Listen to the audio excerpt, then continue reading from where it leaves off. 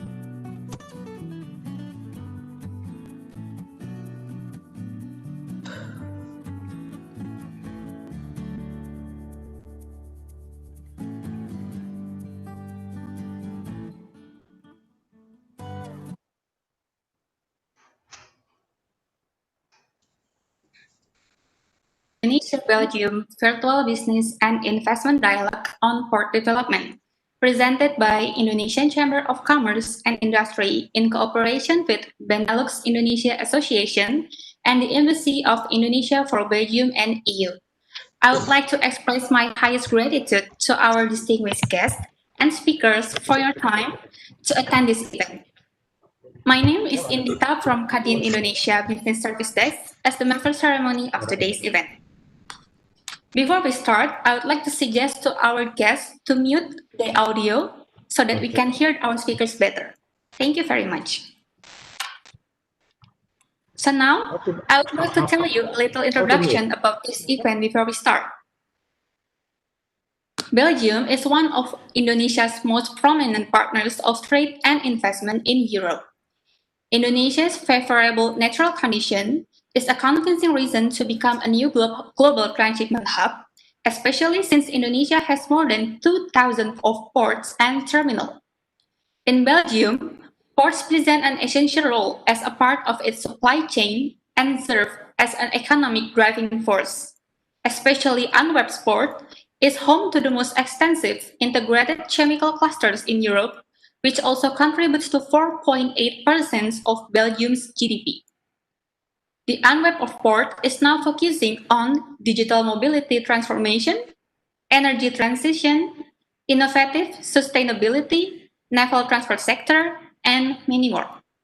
Therefore, today's event is a significant platform to realize all trade and investment potentials related to maritime between Indonesia and Belgium. The focus is to present and facilitate an open and constructive dialogue among relevant stakeholders and to introduce the maritime investment opportunities in Indonesia. Now, without any further ado, allow me to greet our honorable speakers and panelists. First, Ms. Carmelita Hartoto, Vice Chairwoman for Transportation of Indonesian Chamber of Commerce and Industry. Mr. Mark de Vrent, Trade and Investment Counselor of the Embassy of Belgium to the Republic of Indonesia. Mr. Sulaiman Sharif, Deputy Chief of Mission of Embassy of the Republic Indonesia for Belgium and EU. Professor Wihana Kirana Jaya, Special Staff to the Minister of Transportation of the Republic of Indonesia. Mr. Iqmal Lukman, Deputy Chairman for Indonesia Investment Coordinating Board. And then for our panelists discussion session, I would like to introduce you Mr. Johan Lebebeker, Chairman of Benelux Indonesia Association, Mr. Rahmat Prayogi, SVP Business Alliance and Customer Relation of Indonesia Port Corporation, Mr. Bernard Moysen, Chairman of Alpha Port Belgium, Mr. Christopher Evans, Area Director of APEC and Oceania from DEME Group, Mr. Stefan Kesiman, Director of Port of Antwerp International, and lastly, Mr. Michiel Dubos, Senior Consultant at Port of Antwerp International. Ladies and gentlemen, without any further ado, we will proceed to our first agenda. We are now opening the event with the welcome remarks from Ms. Carmelita Hartoto, Vice Chairwoman for Transportation of Indonesian Chambers of Commerce and Industry. Ms. Carmelita, the floor is yours. Thank you. Distinguished guests, ladies and gentlemen, thank you for joining this webinar event. Please allow me to convey my special thank you His Excellency Mr. Andri Hadi of Republic of Indonesia for Belgium, His Excellency Mr. Mark de Vrient, Trade and Investment Council Embassy of Belgium in Indonesia. Thank you for sparing your busy time to join us in this webinar forum. I would also like to greet some of our colleagues here, Mr. Sulaiman Sharif, Deputy Chief of Mission of Embassy of the Republic of Indonesia for Belgium and EU. Professor Wihana Kirana Jaya, Special Staff for Economy and Transportation Investment to the Minister of Transportation of Republic of Indonesia. Mr. Iqmal Lukman, Deputy Chairman for Investment Climate Promotion of BKPM. Thank you for delivering your remark and presentation afterwards. And of course, my special thanks to the panelists, Mr. Arif Suhartono, President Director of IPC, Mr. Bernard Moysen, Chairman of Alpha Port Belgium, Mr. Christopher Iwan, Area Director APEC and Oceania DEME Group, Mr. Stefan Cosimon, Director of Port of Antwerp International, Mr. Ari Hendrayanto, President Director of PT Indonesia Kendaraan Terminal TBK, Mr. Michel Go, Senior Consultant, Port of Antwerp International, and thank you for sharing your knowledge that will make this discussion more interesting.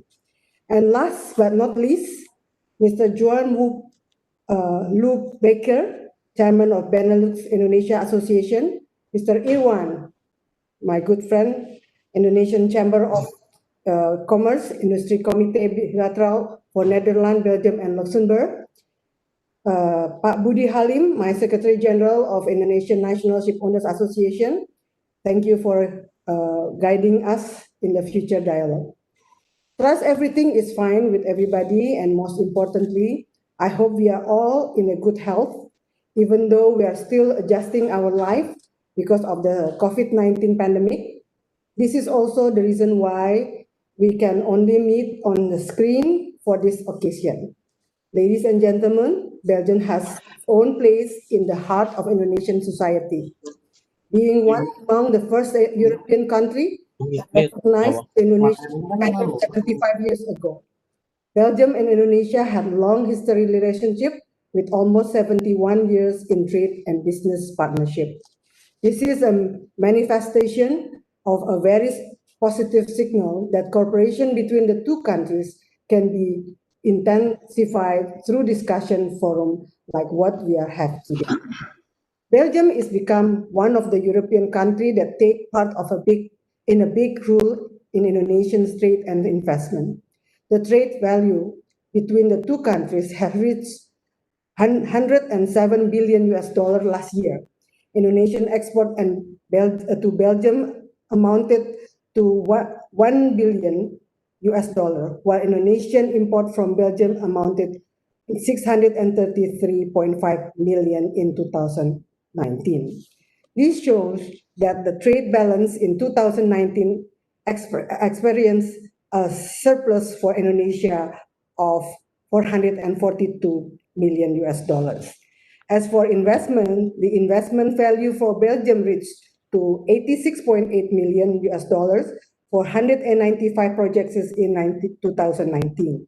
This achieved placed Belgium as the 22nd largest foreign investor country for Indonesia last year.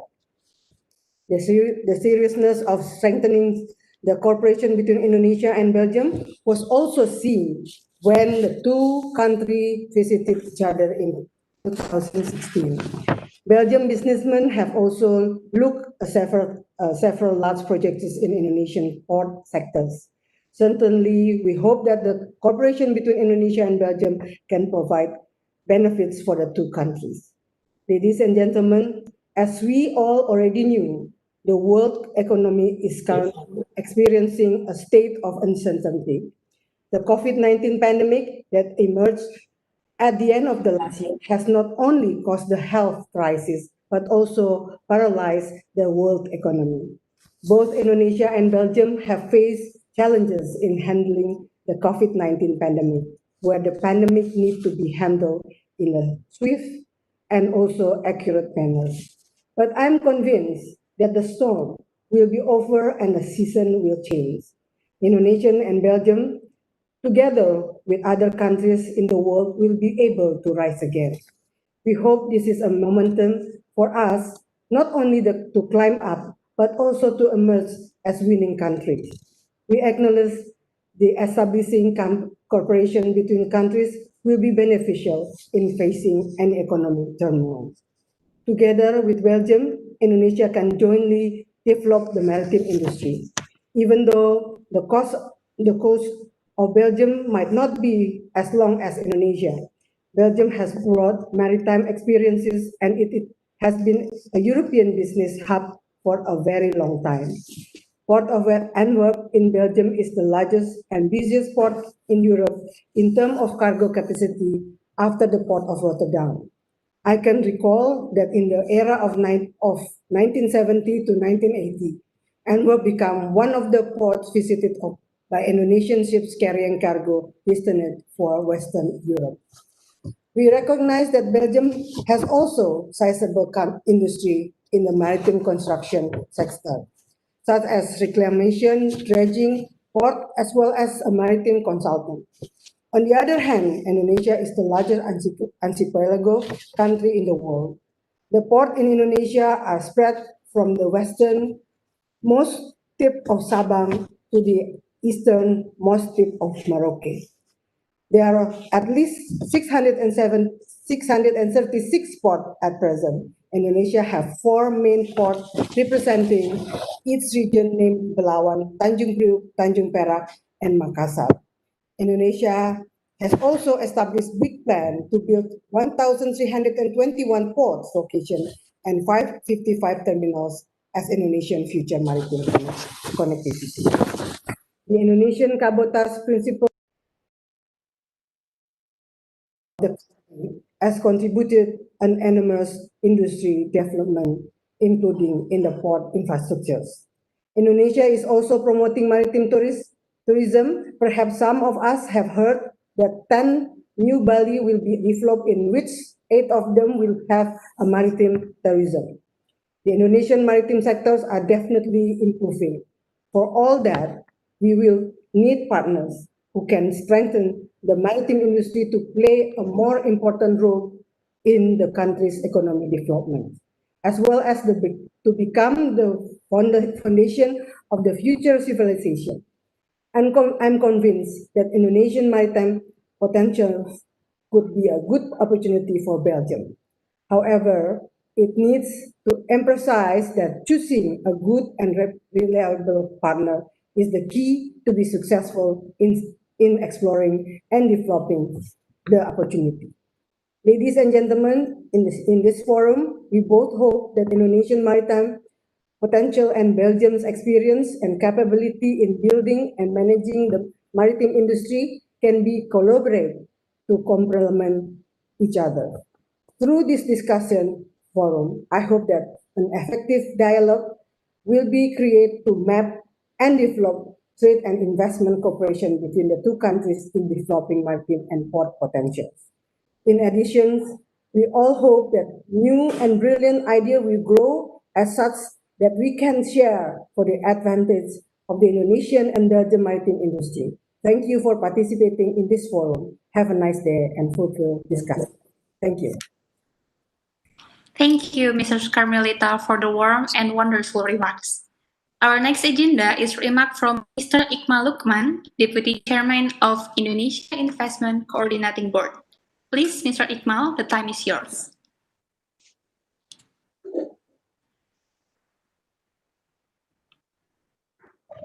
Okay, thank you, Indita, for the opportunity for me to join with this forum.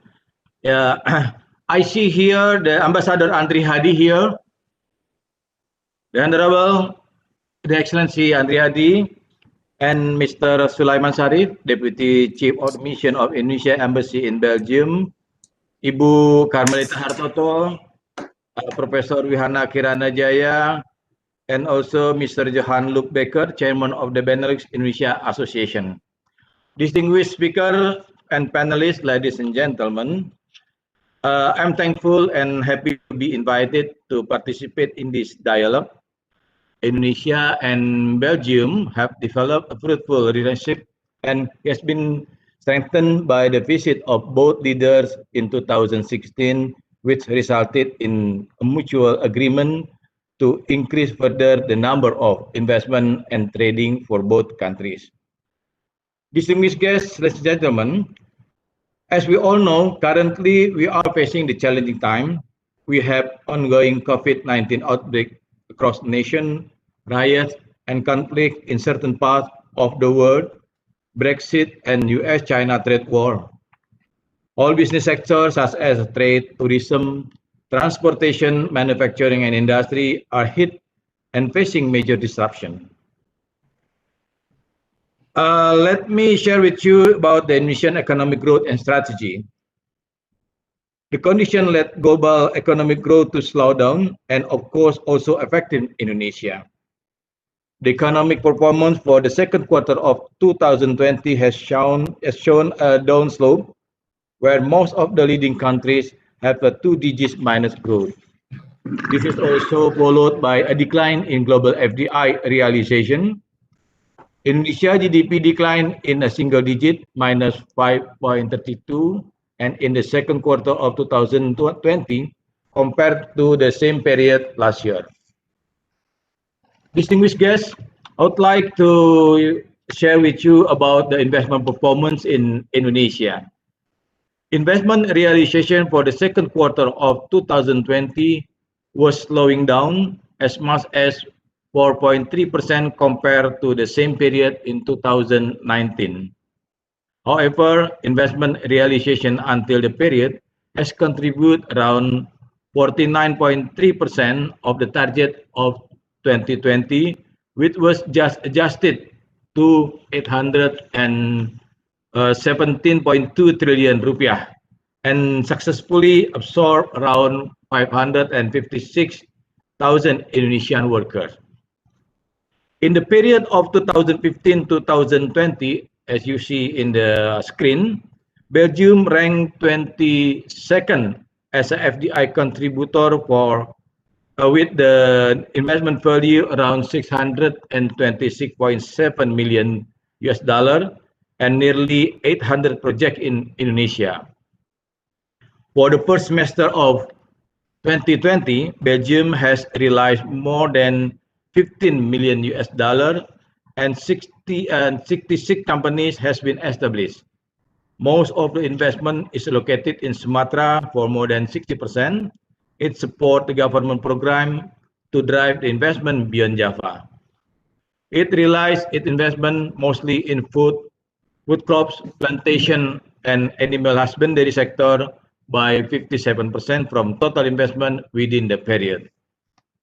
The FDI realization on port and its supporting industry in Indonesia are showing a promising growth, where the total investment realized in the period of 2015 to quarter second 2020 has reached more than 1.6 billion US dollar. Belgium ranked 20 in FDI realization in the sector. Government of Indonesia also perfecting our competitive advantage by developing policies that can further support business and investor to continue and establish their business in Indonesia, especially during this pandemic condition. One of it is by providing recommendation for foreign experts that will need to work in Indonesia to assure their project run according to schedule. Actually, at this time, in general, the foreign visitor still banned to Indonesia, but for the foreign worker with the BKPM recommendation are allowed to come to Indonesia. Of course, this recommendation will unlock the restriction for foreigners to apply or extend their work permit and stay permit in the immigration system. Distinguished guests, I would like to share with you about the investment relocation from China. Currently, with the implementation of the policies that are focusing to identify and facilitate company that will do investment relocation, BKPM has successfully facilitated investment relocation from China to Indonesia.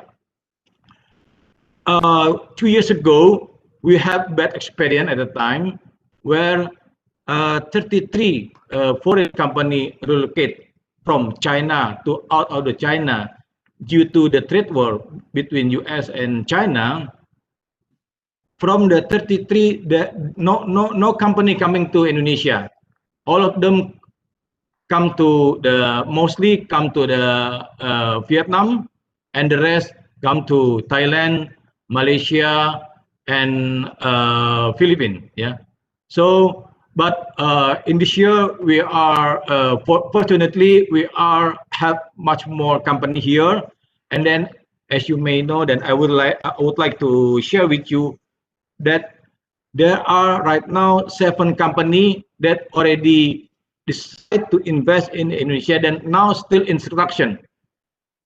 This company relocate from China to out of the China, and fortunately 7 of them already come to Indonesia, already invest in Indonesia, then mostly should be have the production commercial production at the end of this year, because now they are still under construction.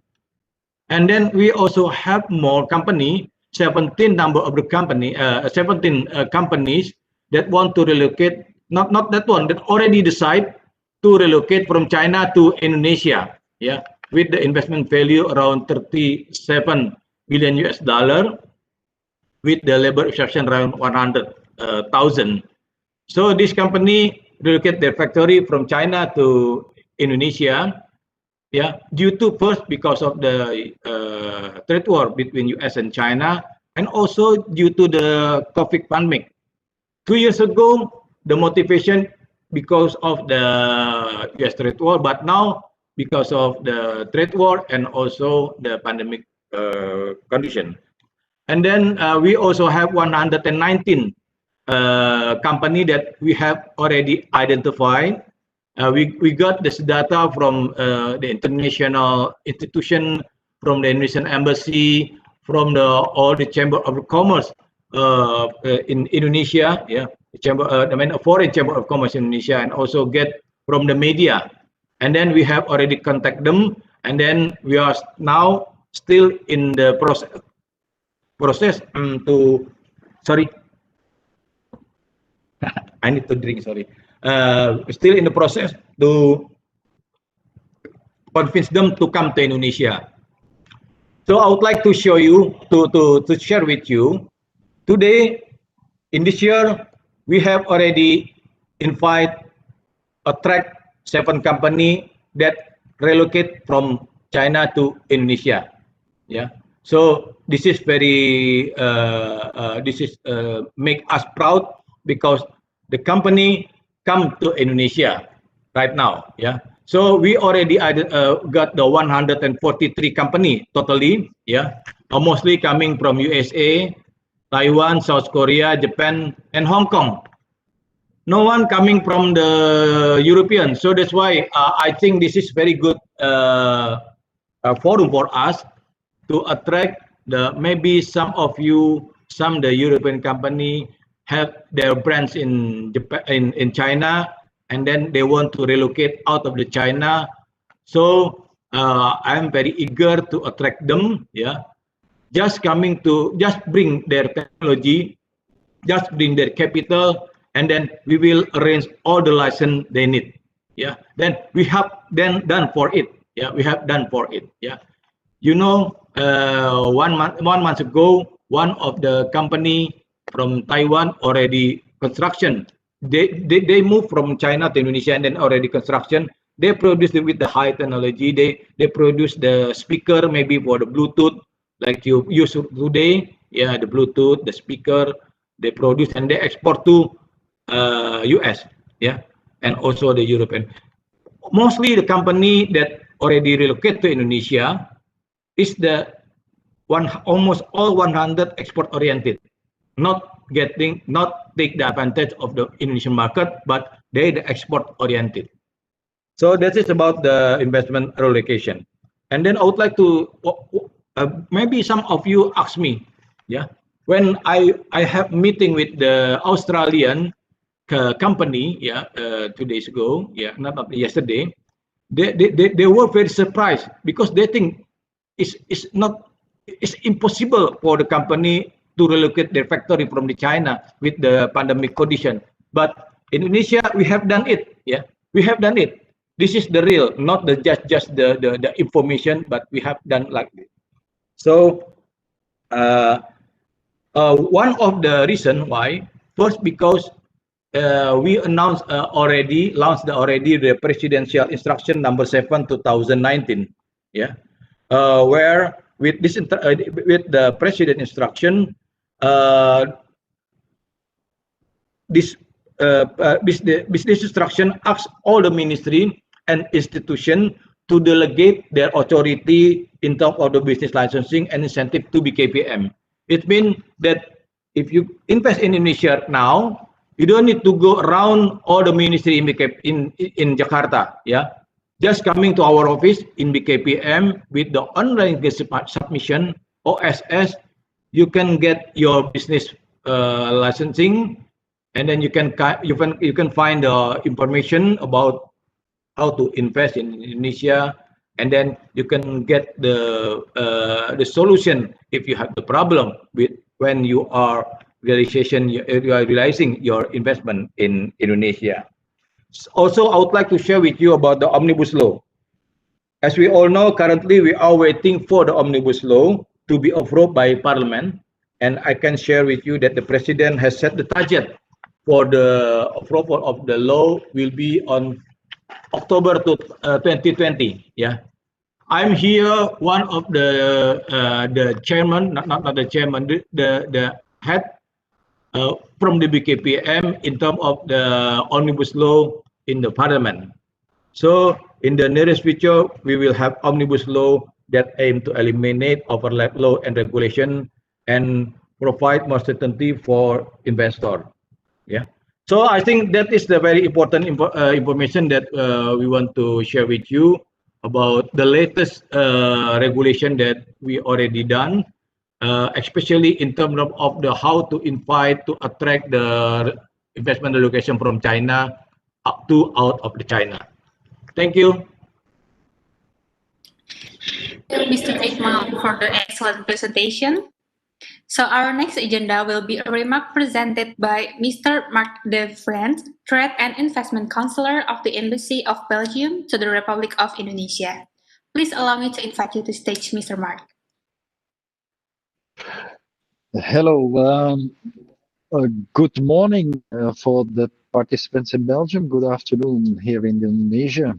Excellencies, distinguished guest speakers, and dear participants. My name is Mark de Vrient. I'm the Commercial Counselor in the Embassy for Flanders Investment and Trade. And on behalf of my ambassador who couldn't make it today, I would like to welcome you all to today's webinar regarding the Indonesian-Belgian Business and Investment Dialogue on Port Development. As already said, Belgium was one of the first countries to start diplomatic relations with Indonesia.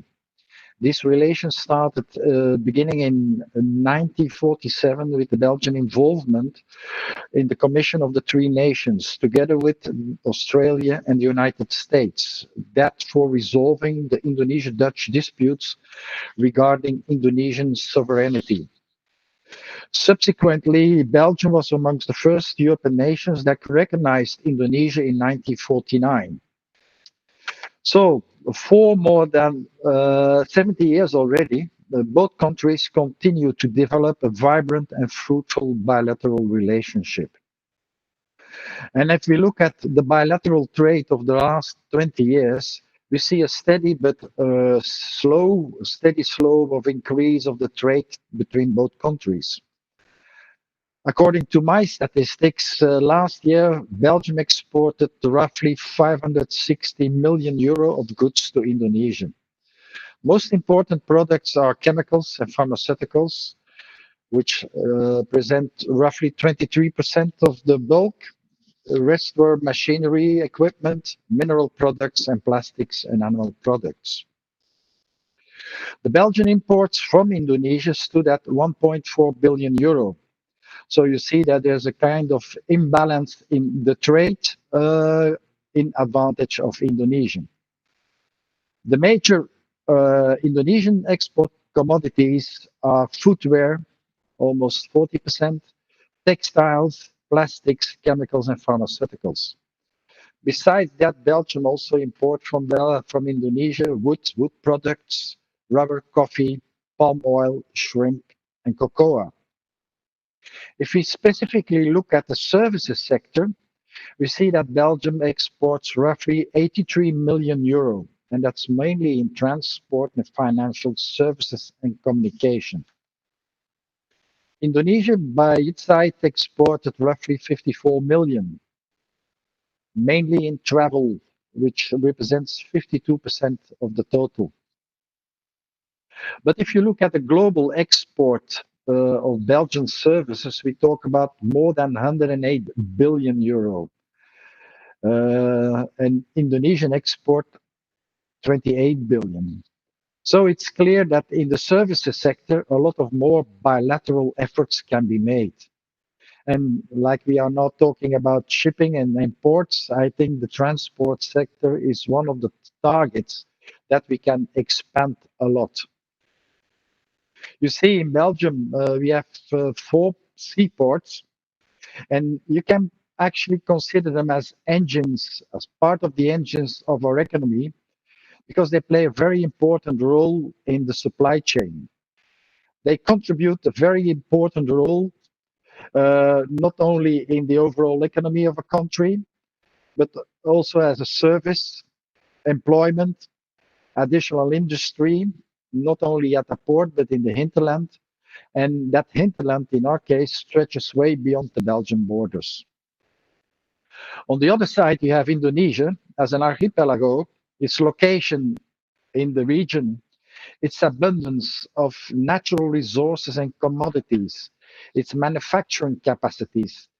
These are all a prime example that the country can play a very important role today and in the future. Therefore, I think it needs to further develop its gateways to accommodate any further development in these opportunities. But as you all know, unfortunately, since the beginning of the year, we see a critical impact of the COVID-19 crisis, especially also on our bilateral trade. We saw from the beginning of this year till the figures I have in end of May, a decline of the export from Indonesia by more than 60%. This worldwide crisis where all countries are suffering tremendously and will cost an unimaginable number of lives as it impacts on our daily life and of course also on the international trade. Now, to compare this impact to each country or for each country is almost impossible and not realistic. Because statistics don't tell the full story. Because not every country uses the same standards to measure the number of cases, number of people that passed away or therefore recovered. And a fine example for that is the situation in Belgium, where when you see at the international statistics, you see that Belgium counts a high number of dead people compared to its overall population. One may probably make the wrong conclusion and solely based on that figure. However, when you look at the excess mortality rate, Belgium is actually negative territory, meaning we count less people that should die on average according to the overall statistics. In other words, Belgium counts a lot of people that passed away as COVID-19 victims, even when they were not tested at all or passed away for other illnesses. It's clear every country struggles with the negative effects of this monumental crisis. And one can only hope that a medical solution by the vaccines which are developed now worldwide shall be found, and soon we can put this pandemic behind us. As Winston Churchill once said, never let a good crisis go to waste. And therefore, I'm pleased to see that Kadin, the Indonesian Chamber of Commerce and Industry, together in cooperation with the Benelux Indonesian Association, use this crisis to organize a virtual business and investment dialogue on port development. I may assume that without this crisis, we would probably never have this opportunity to bring so many people together for this single event.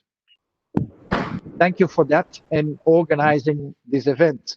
And may I conclude, may I wish you all a very successful day. Thank you. Thank you, Mr. Mark, for the remarkable words. So now our schedule is followed by the remark presented by Mr. Sulaiman Sharif, Deputy Chief of Mission of Embassy of the Republic of Indonesia for Belgium and EU. Please allow me to welcome you to the stage.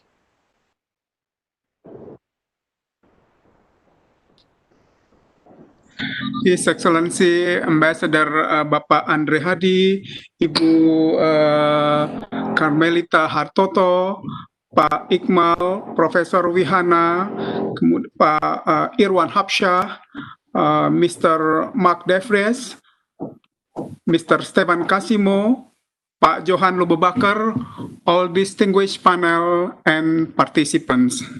Very good morning to all of you in Belgium and good afternoon to all distinguished participants in Indonesia. It is indeed a great honor for me to be with you today for this Indonesian-Belgium virtual business and investment dialogue on port development. This event, initiated by Kadin Indonesia and Benelux Indonesia Association, BIA, is very timely to further develop cooperation between the two countries, especially on port development as well as maritime investment opportunities. In this regard, on behalf of the Embassy, I would like to convey our sincere appreciation to Kadin and BIA for organizing this important dialogue. Ladies and gentlemen, there is no doubt that COVID-19 has adversely impacted our daily lives. The disruption caused to the economy is also immense. The Indonesian government continues to work hard to deal with COVID-19 and at the same time revive the national economy. President Jokowi launched the Committee for COVID-19 Response and National Economic Recovery on July 2020. Furthermore, just recently, the Minister of Foreign Affairs has designated a dedicated team to work closely with the Indonesian Investment Coordinating Board (BKPM) to assist incoming foreign investors, as already mentioned by Pak Iqmal. And then the Ministry of State-Owned Enterprise to promote Indonesia's outbound investment. I believe that our event today will also seek to meet that challenge. Ladies and gentlemen, transportation and logistics, especially in the maritime sector, is one of our priority in supporting economic recovery, namely through the construction of 7 ports and 36 ferry ports. As we know, ports play an important role in increasing Indonesian export. We learned that several Indonesia's competitors has invested in the port sector at the port of Antwerp and the port of Zeebrugge as strategy to boost their export. In this regard, we also interested in seeking opportunities for investing in the port sector, particularly in port terminal and warehousing. The Indonesian Embassy notes that there has been a collaboration between the Port of Antwerp and partners in Indonesia, and this needs to be improved for our mutual benefit of both parties. Allow me also to highlight in the legal framework. Indonesia and the European Union have signed Partnership Comprehensive Agreement in 2009 and has entered into force in 2014. This agreement is the umbrella of cooperation between Indonesia and the EU in various sectors, including transportation and the logistics. We can see in the Article 24 of this agreement. Furthermore, Indonesia and Belgium already have the agreement of avoidance of double taxation, as well as bilateral investment treaty, which can be utilized by the business world, pending the completion of the Indonesia-EU SEPA negotiation, which are expected to be completed in 2021. The Indonesian Embassy is ready to support and facilitate both stakeholders to further enhance bilateral cooperation between Belgium and Indonesia, especially in the port development. I hope that through our event today, we'll be able to boost investment and promote economic growth as we navigate along the path to economic recovery. For this, the Embassy also would like to maintain contacts with the existing Belgian investors. We are more than happy if we can collaborate with BIA to realize this program. In this regard, we also wish to have close contact with Pak Iqmal and his team and the Indonesian task force at the ministry to follow up of any inquiries from the investor. Last but not least, I wish you a fruitful and productive discussion. I thank you.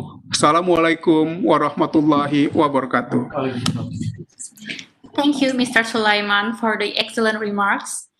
Next is keynote remarks from Professor Wihana Kirana Jaya, Special Staff to the Minister of Transportation of the Republic of Indonesia. To Mr. Wihana, the time is yours. Okay, thank you very much, Inita. Okay, the Excellency, Bapak Andi Hadi, the Embassy from Belgium, Mr. Sulaiman Sarif, Deputy of Mission of Embassy of Republic Indonesia and for Belgium and European Union, Mr. Lokman, Deputy Chairman of Indonesia Investment Coordinating Board, and Mr. Arif, Mr. Sohan Carmino, Mrs. Carmelita Toto, and Max Different Investment Council Embassy, and all of the audience speakers. Yeah. Thank you very much. Assalamualaikum warahmatullahi wabarakatuh. Okay. First of all, I would like to inform to all the participants that my minister are highly appreciated for this program and best regard from him to all of you. Second, thank you for Kadin for setting the program dialogue to tell of the countries between Belgium and Indonesia. Well, let us give praise upon God for this mercy, a special blessing, so we can participate in Indonesia Belgium virtual business investment dialogue focused on port developments. Yeah, this is very interesting because Indonesia now is moving from archipelago economy focused on strategic. That's why my outline I divided into 4 sections. One the overview, and then second to global issue, macro level, our macro layers, and down to the meso layers, and finally down to the macro layers. So in order to understand, before we collaborate between Indonesia and Belgium, we have to understand about our ecosystem. Level 1 is about the mindset between 2 countries. And the second level is about the macro. Macro, not only macro indicator, but also like regulations. Yeah. And then down to the meso level, I start to inform about what's the strategic after COVID. Yeah. Thinking strategically about the future. And the last, the macro layer is about B2B, individual collaboration. Okay, next. As we know, McKinsey survey is, we can see the almost pandemic effect between 90 trillion to 30 trillion, many times more than projected cost pre-thinking future pandemic. So McKinsey has already calculated how many costs for the impact of the pandemic into economics, both global or national level. And then McKinsey conduct a survey, the impact of Corona from business actor perception. Yeah. Okay, you can see from my table, the total bilateral after before pandemic, Indonesia focus on former partner trade investment in Europe, especially with Belgium. You can see total bilateral trades almost 1.7 billion US dollar in year 2019. And also Belgium investment in Indonesia mostly is about 86 million US dollar, including 195 project. I think Mr. Iqbal already mentioned about in detail about the investment Belgium Indonesia. And then port present essential role Indonesia and Belgium. Indonesia is largest archipelago country. Every presenter already mentioned about this. Yeah? So Belgium is on the backbone supply chain in Europe and chemical. So based on the collaboration between Indonesia and Belgium, we can collaborate not only for the goods and services, but we can develop more than that, like technology and also some of potential collaboration. Okay, and then mapping potential maritime sector between Indonesia and Belgium is necessary to scale the common future. That's why we already envisioning port integrated as part of it facilitation. Okay, and then ladies and gentlemen, so you can imagine Indonesia is a big port, like a port of Tanjung Priok. Yeah, I think the CEO of the Pelindo 2 can explain more detail. Yeah? At least Indonesia, similar with the port convert, they also have a big port. 2 of big ports consist of not only from transshipment gateway but also to serve industry clusters. This is one of the good position between two countries if there's collaboration. Yeah, that's why our port already get a scale of economics, and also port admin also has a scale economic. So based on our collaboration, and we can export import of countries, and then we can develop more collaboration, not only in financing but also in technology, like that we will discuss about port digital, something like that. Okay, next. And then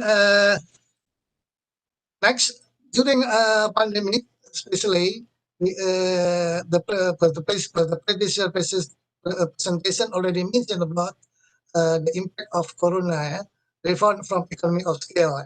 So we can see that we got a lot of uncertainty. When we are going to collaborate in the country, the most important thing we have to understand about the business environment, especially how the COVID-19 affect the economic cycle. That's why prospect toward economic remain highly uncertainty amidst Corona outbreak. And then thereby continue the synchronous collapse in global demand and the widespread disruption in supply chains are inflicting several economic pain to trade financial commodity price in general. You can see that most 90% global trade using ship, big ship, using the sea. So that's why when the global economics downturn, recession, contraction, so there's no movability of ship, big ship between countries. Even like in trading from Belgium to Indonesia. So this is one of the economic cycle. Means that environmental economy is not very support in this pandemic era. Next, next, Corona-driven cycle also impact for business perception. Using McKinsey Security Survey 2020, you can see that mostly business perception in North American in developing market atau spending on economic have taken a negative turn. Yeah. These two big countries now is getting during on recession process. Yeah. That's why the contraction of economics become less and less. The export import in big country to other country also have a problem. And then next, the driven economic cycle into a shipping cycle. This is very important. Since the risk of economic activity caused by coronavirus pandemic, effectively means lower demand for traded goods and leads to depressed freight rate. Transportation and warehousing could be facing a long and hard recovery. This is not very tentative advantage to increase our collaborations. Yeah. Next, please. And Corona issue number 2, Corona-driven shipping cycle. Yeah, this is more important since supply chains already come by Corona, and then next effect to the shipping cycle, like container carrier are the main customer of container and terminal, and then service cancellation will cascade through the container transport system and reduce the number of feeder services. This will intensify peaks to in the port, not used to handling this like vessels. Yeah, yeah. This is, but in year 2021, we are very optimistic to rebound from the economic downturn, become from the recession, become to developing. Yeah, I will explain later on. Next, please.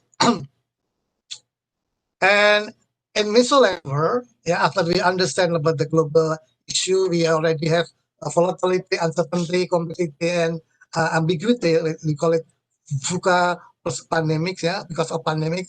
So Corona still are very big impact on port performance. That's why our strategic should change, yeah, to face the pandemics, and the business model also maybe a little bit change, yeah, and that's why Minister of Transportation deliver a lot of new regulation to face to control or to manage COVID-19 and sea transportation, especially in Indonesia. Yeah, next, next please. Okay, on port performance, using data from ITF, a lower demand for container shipping has translated into less activity in container ports. Yeah, you can see a lot of state-owned enterprise who manage ports now is getting a problem with the activity, the profit, cash problem. Yeah, so they deliver the idea of cost leadership or cash leadership. It's a problem because of port performance getting less and less. Yeah. The volume handled in the main global contract fell by 9%, both in February and March 2020 on the previous year. Yeah. Then more blank sailing will deprive some port. Yeah. Okay, next issue and the meso level. Issue number 2 on port investment management design. That's why we are going to introduce 1 hour what we call it from my minister program. We try to invest in ports, especially not using by national budget, but we try to invest some of investor by BBP. We call it hybrid investment. Port development can in fact consider a sort of hybrid investment, supported in multiple ways by the public sector, with aligning the public policy with satisfaction of employment. There is a likelihood that contingency government support favorable fiscal arrangement. That's why to attract investor, especially from our Belgium investor, to invest in port development, we try to give some of incentive, incentive like fiscal arrangement, whatever, So government should economy cover all COVID-19 crisis to address already. This is one big issue that to affect the investment from Belgium investor, we have to deliver the regulations and then to deliver the governance and incentive structures, and also to make confident our economics. Next. Issue number 3, especially the macro layer. This is it's very important. So far, since we introduced or since we follow the investment forum, not only in Paris but also in London, some of European investors interested in selling the technology or transfer technology, but it's very rare the European investor to join in APC part development or operator for development. This is, but that's why we are going to more detail to discuss it. Okay, well, next. The investment opportunity, as the previous predecessor, Pak Iqbal Kuman already mentioned about why Indonesia is still important. I just to give a signal that 2021 Indonesia is one of the second country that moving from the crisis after China. This is our president just mentioned 2 days ago. And roughly the growth of the economic growth is about back to 5.5%. This is very important. As long as we can control the pandemic management and the global risk trade war between China and America are still going to be equilibrium. It's easy to be predict, and also we have to improve our bottleneck in investment, especially, and also recovery social economic from our people. This is 5 assumptions that will be support to our economic growth back to the 5%.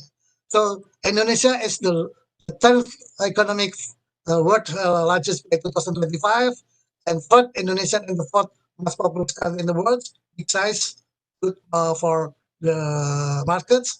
And number 1, first, Indonesia is a global leader in social media at Asia.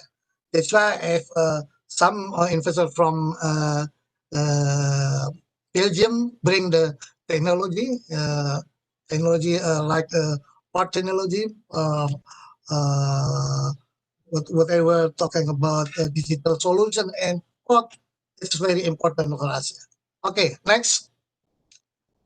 Now, from B2B, that's why our minister always remind the Director General of the Director General to boost PPP project and developing ports. Yeah, because we already had one of good example using a PPP. In Indonesia is very common with the name of the KPBU, ya, kerjasama pemerintah badan usaha or public-private partnership. Ya. This is very important. We already success for the PPP in Pari-Pari Makassar, including a train and also developing a port in Labuan Bajo. That's why we try to attract some of the PPP scheme now, especially to develop big port or medium port or whatever related to the maritime industry. That's why in this government facilitated PPP scheme we already had. Bapenas, Minister of Finance also already gave a structure, a framework of PPP scheme, especially providing the government facility investment return scheme, yeah, viability gap fund, government guarantee, government income support. That's why Indonesia is eager to attract PPP projects, yeah, especially to develop.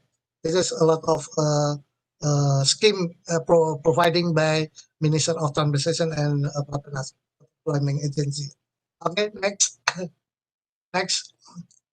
For the PPP cycles, sorry, before this, yeah, we have to understand about the stages of PPP process, yeah, planning state, production state, transaction state, and financial close, yeah. That's why now our minister tried to invite some investor from Belgium to join in regional port profile like Bau Port in Southeast Sulawesi, or in Anggrek Port on Gorontalo, or in Pantiban. Pantiban is one of the big project under Japanese loan. Some of our colleagues from investor from Belgium can join and Patimban picking areas program, yeah. Lot of industry cluster, whatever. And also we also providing one of the good position of the project like in let me check and swap and Anggrek Port already, and Garongong and Pangkal Balang also is very close to in the island of Sulawesi. And also one of the big new capital in Kalimantan, yeah. We have already developed IKN, Ibu Kota Negara. We call it a new capital. We have a lot of small port, a big port, how to connect it between island, Sulawesi, Kalimantan, and also in Java. That's why the opportunity to invest in port in Indonesia is still growing up. Okay, last, the final, next. Yeah, I think I try to use the vision to common future. Yeah. To reach common future, we must still something along the cherished growth of trade, and sometime again the deep hollow of corona outbreak. But we must not drift or lie at the anchor. So I try to conclude that the most important thing collaboration between our investor from Belgium and Indonesia. One, understand our rule of the game in developing ports in Indonesia. Rule of the game start from the regulation, business process, the organization, competition, and so on. Second, understand about omnibus law. Yeah, that's why before you invest in Indonesian port, try to a lot of reformation in regulation by the government under omnibus law. And then post COVID-19, using the technology, we still following the principle of healthy by COVID office. Yeah, and then the last not least, one of the good collaboration is human resource. I know Belgium, Netherlands, lot of experience in human resource to manage port, big port, medium port, and so on. This is, I think, some of the potential. Thank you very much. I'll back to Indita. Thank you. Assalamualaikum warahmatullahi wabarakatuh. Waalaikumsalam warahmatullahi wabarakatuh. Thank you, Professor Rihana, for the exceptional remarks and presentations. So, ladies and gentlemen, before we go to the panel discussions session, let me remind you that you can ask questions from the chat box. Make sure to mention your company or institutions on your questions. Our panelists will answer your questions during or after the panel discussion ended. I see some requests on the chat box about the material. We will collect and compile all the material from our speakers and send the material to our all participants through email. Now, allow me to introduce you briefly about our moderator for today, Mr. Johan Lubebakker. He is the chairman of Benelux Indonesia Association. He has been involved with many Indonesia-Belgium businesses for several years, which engage in shipping, logistics, and port. Mr. Johan has built a good relations with many Indonesians, as he has been in many cities in Indonesia, like Medan, Jakarta, Surabaya, and many more. So after the panel discussions, our panelists will answer all the questions from the chat box, so don't forget to submit your questions. Without any further ado, I will hand over the sessions to Mr. Johan. Please, Mr. Johan, the time is yours. Thank you, Indita. So we start. I think the panel members will do their presentation first. They have a short presentation, after which the discussion will start. I think we will start maybe with Bernard and the PI, or do you prefer to start with Michiel? Bernard, what do you think? Are you going to go together or separately? Oh, well, we have separate presentations, so do it separately and give a brief presentation. Maybe we start then with you, Bernard, because it's very brief, and Michiel, I think, is a bit longer, so that we can start. We will do maybe the panel members before the presentation, they can give a brief presentation about themselves. Bernard and I, we know each other quite some time, and he was in ACL before, and now the chairman of Alpha Port. Alpha Port is the association of port-related companies to the Chamber of Commerce, but very close working with the Port of Antwerp together. It's a very important association, and he will explain further about this very important association. Go ahead, Bernard. Thank you, Johan. Good afternoon and good morning, distinguished guests. Thank you for having me in this very interesting forum. My name is, as Johan said, is Bernard Moison, and I am the chairman of Alpha Port. Alpha Port represents the interests of the private Antwerp port community and is a non-profit organization. We work in a very small team, and we are fully integrated in the Chamber of Commerce of Antwerp. This Chamber of Commerce is very powerful within Belgium and is also integrated in the Chamber of Commerce of Belgium on a national level. I don't know whether my presentation can be shared with all of us or not. I have 2 slides. Is that possible, or? Indita, do you have the presentation, or? Let me check it with my technical assistants. Okay. But anyway, I'll move on.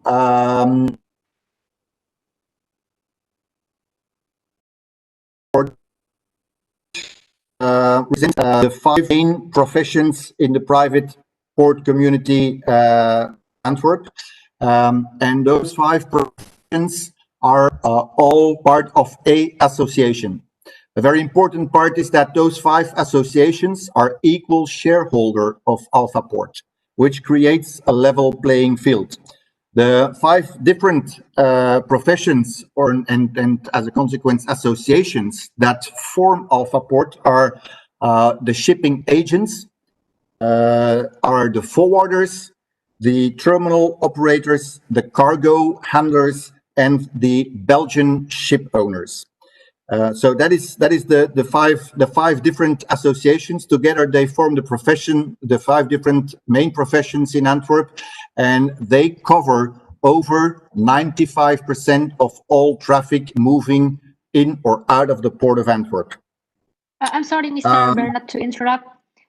Maybe you can share the screen by yourself now because we have allowed you to share your screen individually. But I have a technical problem, so I was hoping you could share. But no problem. I'll give the explanation as such, and maybe later on you can share my presentation with the audience. Okay, all right. Thank you. Great. All right, thank you. Okay, so maybe short, I'll give you the main topics and themes that are being handled by Alphaport. To start with, a very important one is customs and VAT. As a community, we try to find a fair and a good balance with customs that on the one hand, they do their control part, which is very important, but also at the same time, they make sure they accommodate the trade and they facilitate the trade, which is a very important one. One of the hot topics today in Belgium is Brexit, which is coming up. So that needs an awful lot of interaction between customs and between the private community.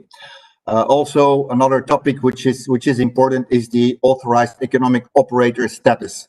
With all the consequences, Belgium as part of the European community, we need to make sure that there is an equal level playing field. Obvious, and that I mentioned before a couple of times, is how do we handle the COVID-19 pandemic?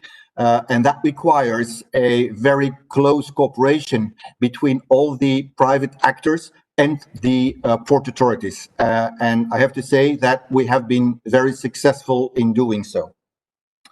Another item that is extremely important and goes along with the challenges on customs and on VAT, but actually is everywhere in what we do, is the digitization. Digitization has accelerated because of COVID-19, and maybe, just maybe, that is one of the good things of Corona, that it's an accelerator. So in order to do that digitization, we get to make sure that on the one hand, we act locally with that, but if you go for digitization, it is important that you do not only act local, but that also you act global.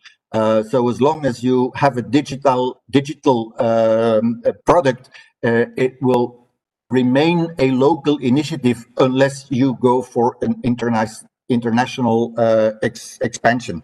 So that is a very important one.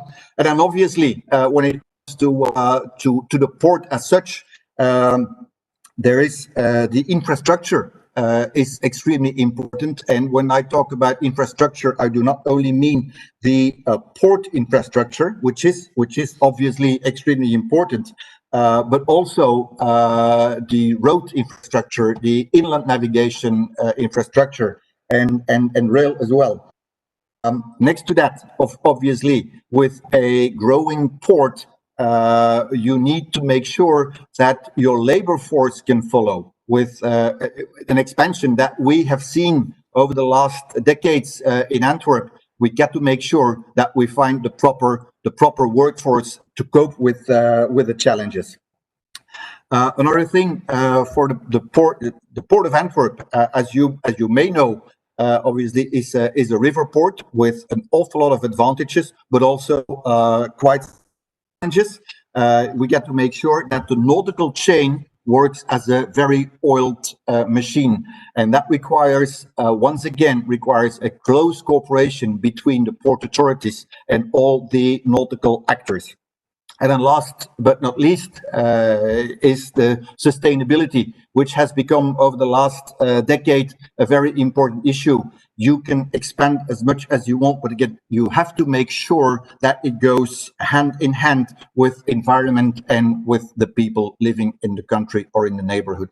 So thank you very much.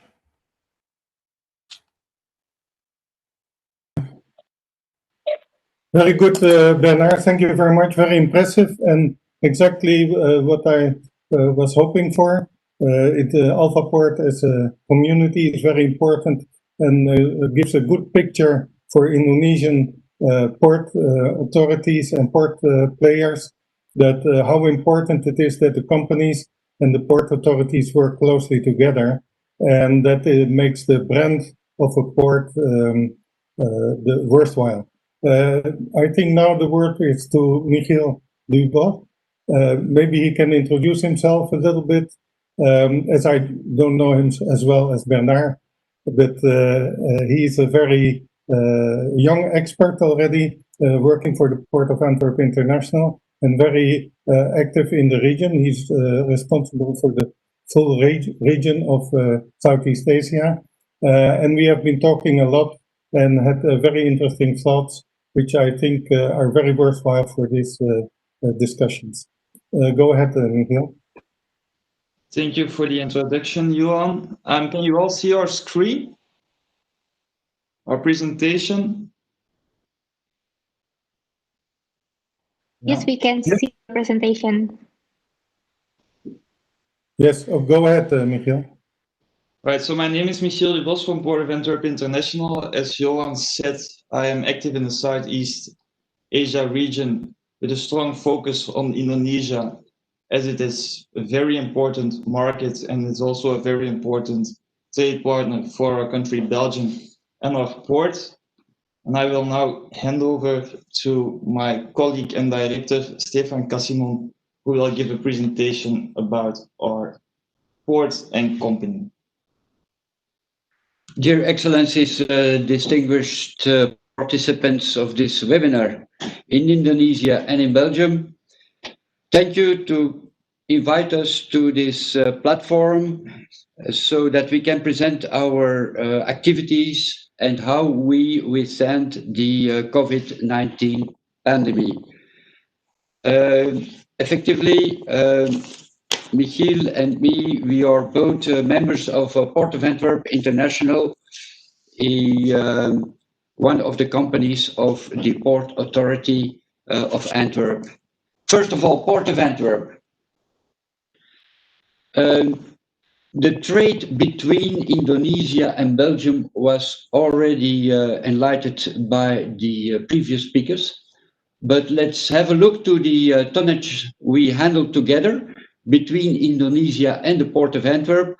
Well, it's about 190,000 tons. The main products loaded in Antwerp are containers, metal products, chemicals, and machinery. Discharge are also containers, ferrous metals, oil seeds, and oleaginous fruit and fats and base chemicals. So 190,000 tons is not that much, but the Port of Antwerp is very interested to work together with the Indonesian ports and to intensify our cooperation. In total, the Port of Antwerp handles 238 million tons. That was a figure for 2019, but in 2020, due to the COVID crisis, we lost a little bit of our handled tonnage. In total, up to July, we lost about 5% of the total tonnage. But the containers figures remained almost static, status quo. We only lost not 1% in the containers. Why? That has everything to do with the trade of perishables, where the reefer containers we have an increase of 15%. So if you see to Rotterdam and to Hamburg, they lost in the container 7%. We are, let's say, status quo. We lost a lot of cargo in the break bulk and in the liquid bulk. So how we managed the port during this crisis? First of all, the first day of the lockdown, immediately a task force was organized by our CEO of the Port of Antwerp, Jacques van der Meijden, and he invited all the stakeholders, all the colleagues, and Bernard himself, such as the shipping companies, the terminal operators, the forwarders, the customs, the emergency services, you name them, everybody was around the table, the complete port community. Also, the human aspect we took in attention by an internal campaign to follow up on employee morale. Then the public in general, therefore we organized an external campaign, #SupportThePort. And last but not least, to safeguard social distancing, we developed a tool, it was developed by Rambit, which is an Antwerp company, and it's a tool to safeguard the distance between people working on the quays, working on the tugboats, and so on. Now, a little bit more about the Port of Antwerp. First of all, we are very central located. We have a very good connection with our consumers. 60% of the European purchasing power are within the 500 kilometers. We are inland, 80 kilometers from the North Sea. As Bernard already mentioned, we have good infrastructure regarding this connectivity to the hinterland by barging and by rail. On the other hand, in the port itself, we have Europe's largest petrochemical cluster. And during this COVID crisis, this cluster remained very agile and robust. They kept producing raw materials for foodstuffs, textiles, and changed more to packing industry instead of automotive. They went to hand gels. So the production remained very stable. Good to know that from the number of containers in the port, they handle or they are good for 25% of the container business. Moreover, in Antwerp, you have more covered space, more warehouses than in Hamburg, Rotterdam, and Le Havre together. That means about 6.3 million square meters. So the Antwerp port, or Belgium on its own, has the third position on the LPI, the Logistics Provider Index, established by the World Bank.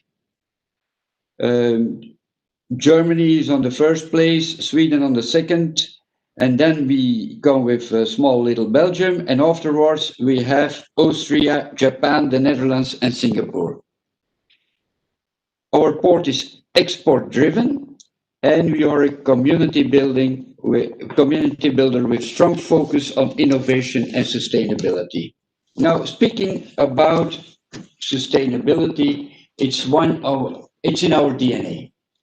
I don't want to go through this slide completely, but let's talk about the transition. Focusing on the SDGs, the result was in Europe, the European Green Deal. And within this deal was the point to make shipping more sustainable, such as the European emissions trading to the maritime sector. Port of Antwerp, as an authority, has taken the lead by installing a framework for new fuels for bunkering LNG, in the next step methanol, next step will be ammonia, and last but not least we will get hydrogen. Let's go to the next slide. Now, Port of Antwerp has 2 institutes to share the knowledge which is in the port. First of all, there is APEC. The shareholders in APEC are the Flemish governments, the Flemish ports, so also the Port of Antwerp. And within APEC, we have 76,000 alumni. We offer courses, which is a combination of theories and visits to terminals and ports. Now, during the COVID crisis, we accelerated the conversion from live courses to online, and we are even in the possibility to give scholarships to the Indonesian Pelindos. APEC has 2 training centers, or 2 training centers, sorry, one in Mumbai, GMPT, and the other one in Shanghai.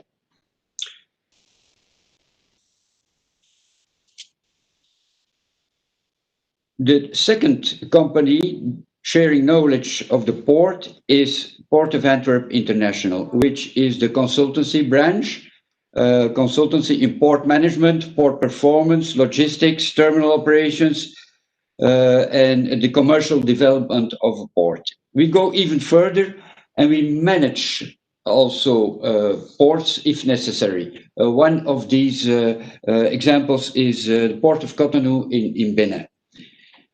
Last but not least, we are also investing in ports.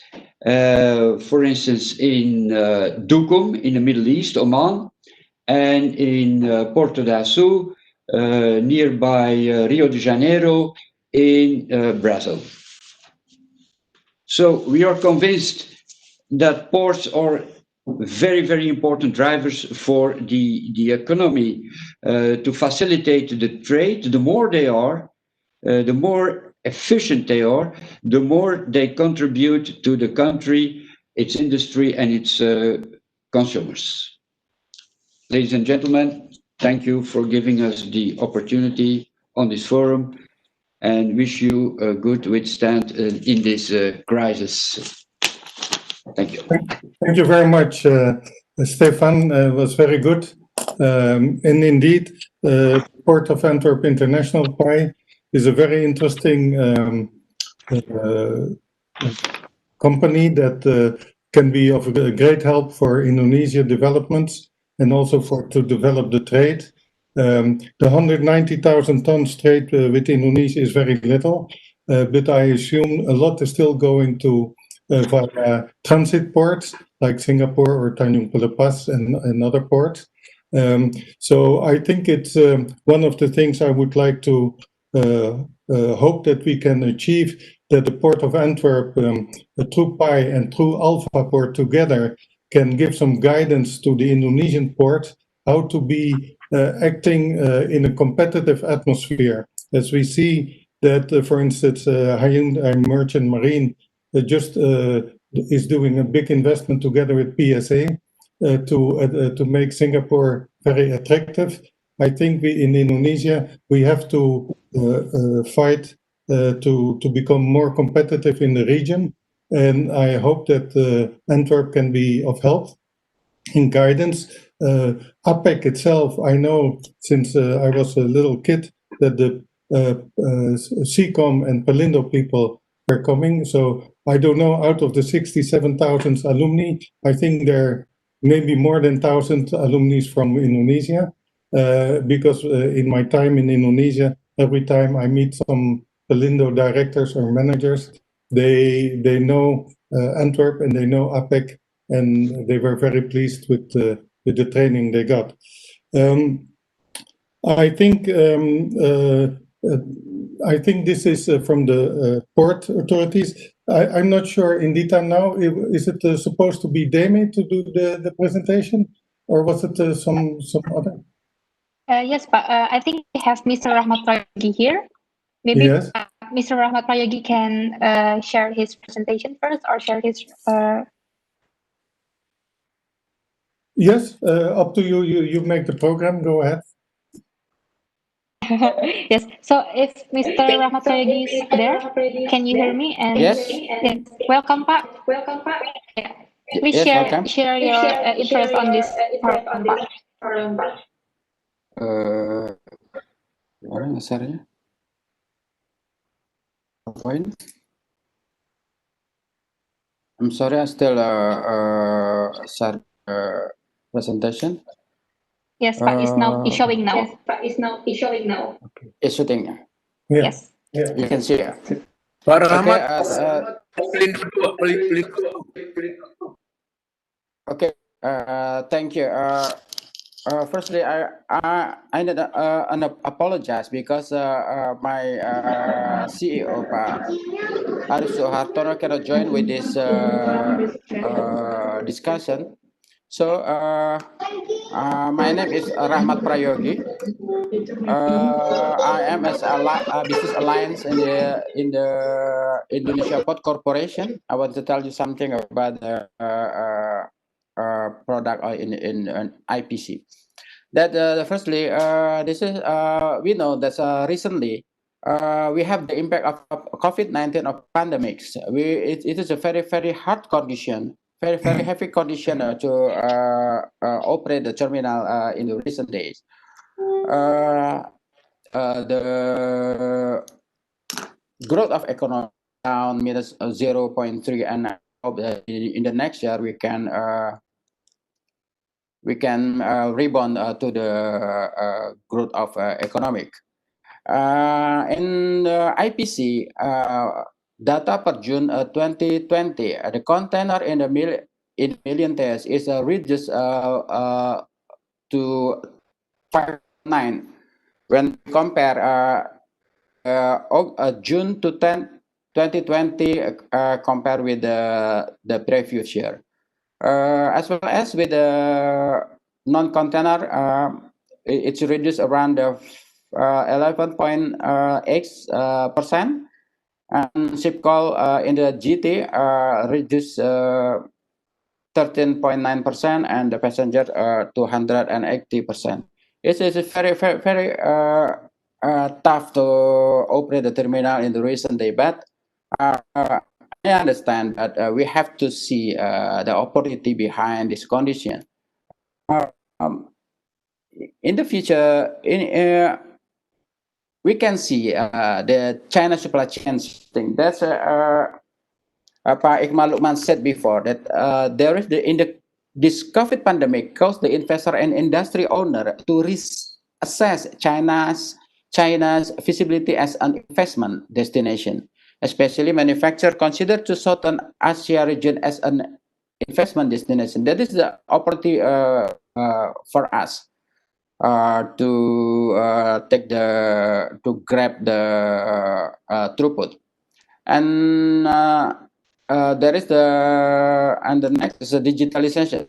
Around 75% of companies decided to have a digital transformation in a place, or we're working on one that it can support to reduce the cost to serve the customer. And then there are around 32 international voyages try to took the route of Cape of Good Hope route. This is maybe it can make an opportunity to Southern Asia and especially in Indonesia.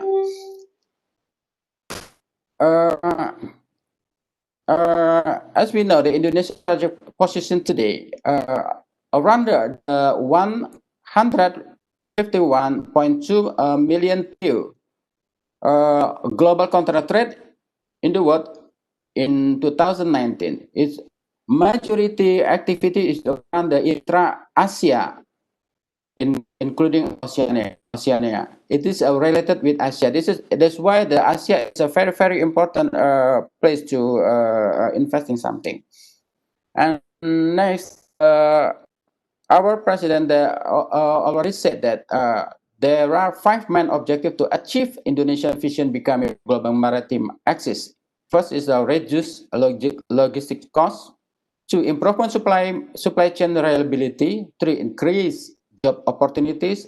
4, attract private investment. 5, stimulate regional economic growth. And action need to be taken to achieve this. The objective is renegotiation to be more competitive, reduce the cost of doing business. And this is the 3, 4, and 5. It is a very industrial port. Important connectivity, integrated industry and logistics, and increase the port capacity. It is very related with the development of the port. Indonesia will create the integrated port and the network from the west until the east of Indonesia. It will make the big hub to in Indonesia. It consists 7 hubs. It consists of Kuala Tanjung, Tanjung Priok, Kijing, Tanjung Perak, Makassar, Bitung, and Sorong. And to support this, we need 3 pillars. It is consists of industrial hub, port, and shipping. This 3 pillar is very important to support this condition. For instance, in industrial hub, we need to make a connectivity from industrial area to the port, and in the port, the standardization of infrastructure and superstructure, hub port, dredging and harbor and shipping line, and construction of breakwater. And the shipping line side need the forming loop regularly to 27%, and procurement a large capacity vessel with a capacity around 3,000 until 5,000 TEUs.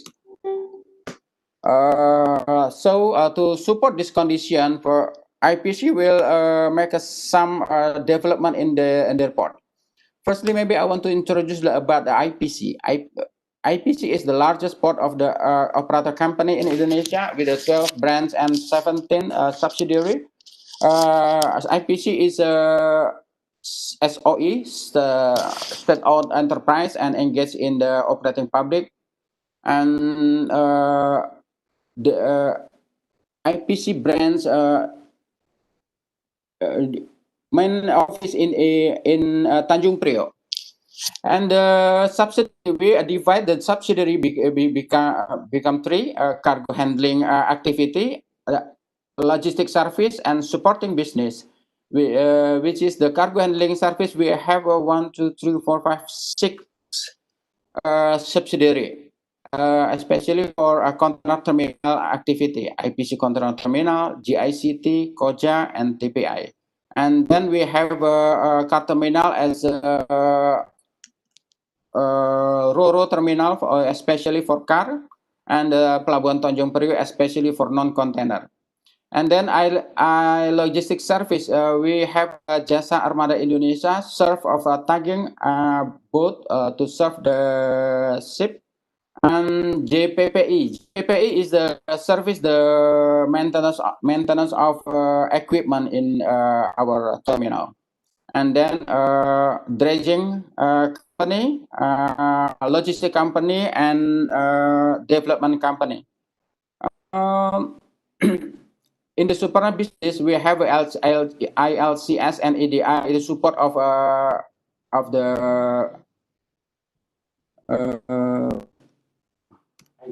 IT service, API about the electricity, and PMLE to the education, and Pelabuhan Indonesia Investama as investment. This is a little bit about the IPC profile. But the next, we have a strategic project to support the government,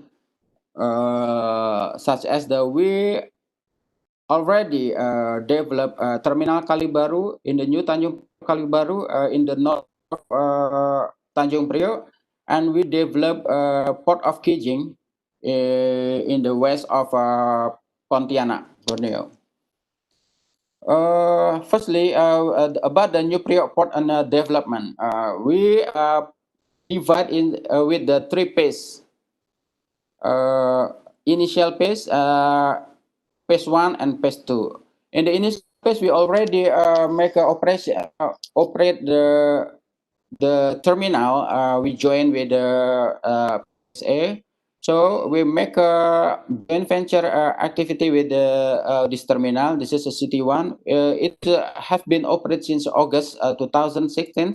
The capacity around 1.5 million TEU.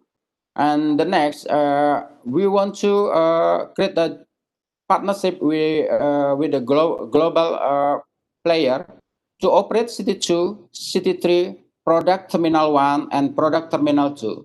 City 2, Product Terminal 2, and Product Terminal 1 and Product Terminal 2 will be operated in the end of 2023. And City 3 will operate it 2024. So in the next year, we want to create the partner selection. Maybe if any investor that want to join to operate this terminal, we are very welcome to join with us. And the next phase is we want to build City 4, City 5, City 6, and City 7. But this is area which already happened, already occurred, and maybe we can start it immediately. The capacity of City 2 and City 3, each terminal is 1.5 million TEUs per year. And all of the terminal, City 1, City 2, and City 3, it is around 4.5 million TEUs per year. And PT1 and PT2, each terminal have a capacity around 5 million ton capacity. Next, this is a new port development. When we see this terminal Kalibaru, this is a common gate of the terminal. Like this, common gate, land side access like this, the 3 and the 3 seaside access.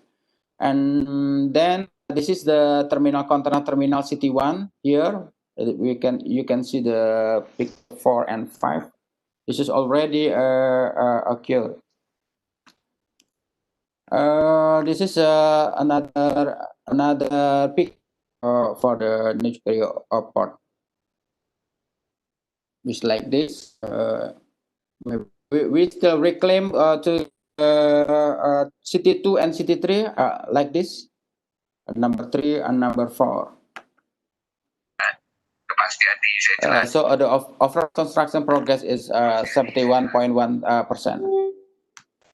The another project is a terminal. The Keeling terminal is the west of the in the west of Kalimantan.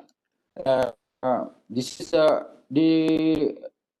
the area is around 80 kilometers from the downtown of Pontianak. Now this is the Keeling Deep Seaport. So we make some pace to develop this terminal. We developed this terminal to upgrade the capabilities of Pontianak Port to handle larger ships, solving the limitation of channel depths and lack of area for Pontianak Port development to accommodate very large vessels. The water port next to open sea is needed to accommodate market demand and also to support increased investment in mining and plantation industry. Its construction initial phase has been started in 2018. Initial phase will be full operated in 2020. We already created this, developed this terminal with a capacity around 500 ton per year. And this is a Keeling port construction. We already make it. This is around the 5,000 KEK here, special economic zone here. and like this. The first phase development in initial 1A, we already built and developed this terminal like this. The container terminal is around 10 hectare. The land site we have 13.8 hectare. Total for the land site like this around 200 hectare, and the container capacity around 500,000 TEUs, same as the multi-purpose capacity, 500,000 ton. Then operating target in 2020. Besides that project, we already have a partnership with a global player. We already make a relationship with in GICT, Koja, and Nupri Port. We make a joint with HPH and Mitsui. Form of the partnership as JV partner description and partner role as a operational to operate the terminal. And maybe you can join to the greenfield project, brownfield project, and commercial project in our terminal. And maybe if you want to join with our subsidiary, we can join with the IPCTPK as a container service, PTP non-container service, PTJPPI port equipment and maintenance, MTI logistic, ADI for information technology, and PPI for infrastructure development. Thank you for a little overview about it. Thank you. Thank you very much, Pak Rahmat.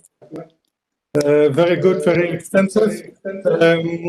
We are using a lot of time, but I think, and I hope it is worthwhile for the participants, because IPC is, of course, a very big player and they have big plans, and they have the means and the tools to do it. They have the volume, the scale of economy, and it's the biggest port operator in Indonesia. So as you see, the plans are big. There's a lot that can be done. I read importantly that reducing cost is important to serve the economy and to serve the logistic chain. And I think that all these investment should aim at increasing the GDP and increasing the multiplier effect that the port activities do have on the economy. Of course, this is a very wide helicopter look on all the things. There was mentioned on one item that I take out of it. That's the dredging that is on the technical side.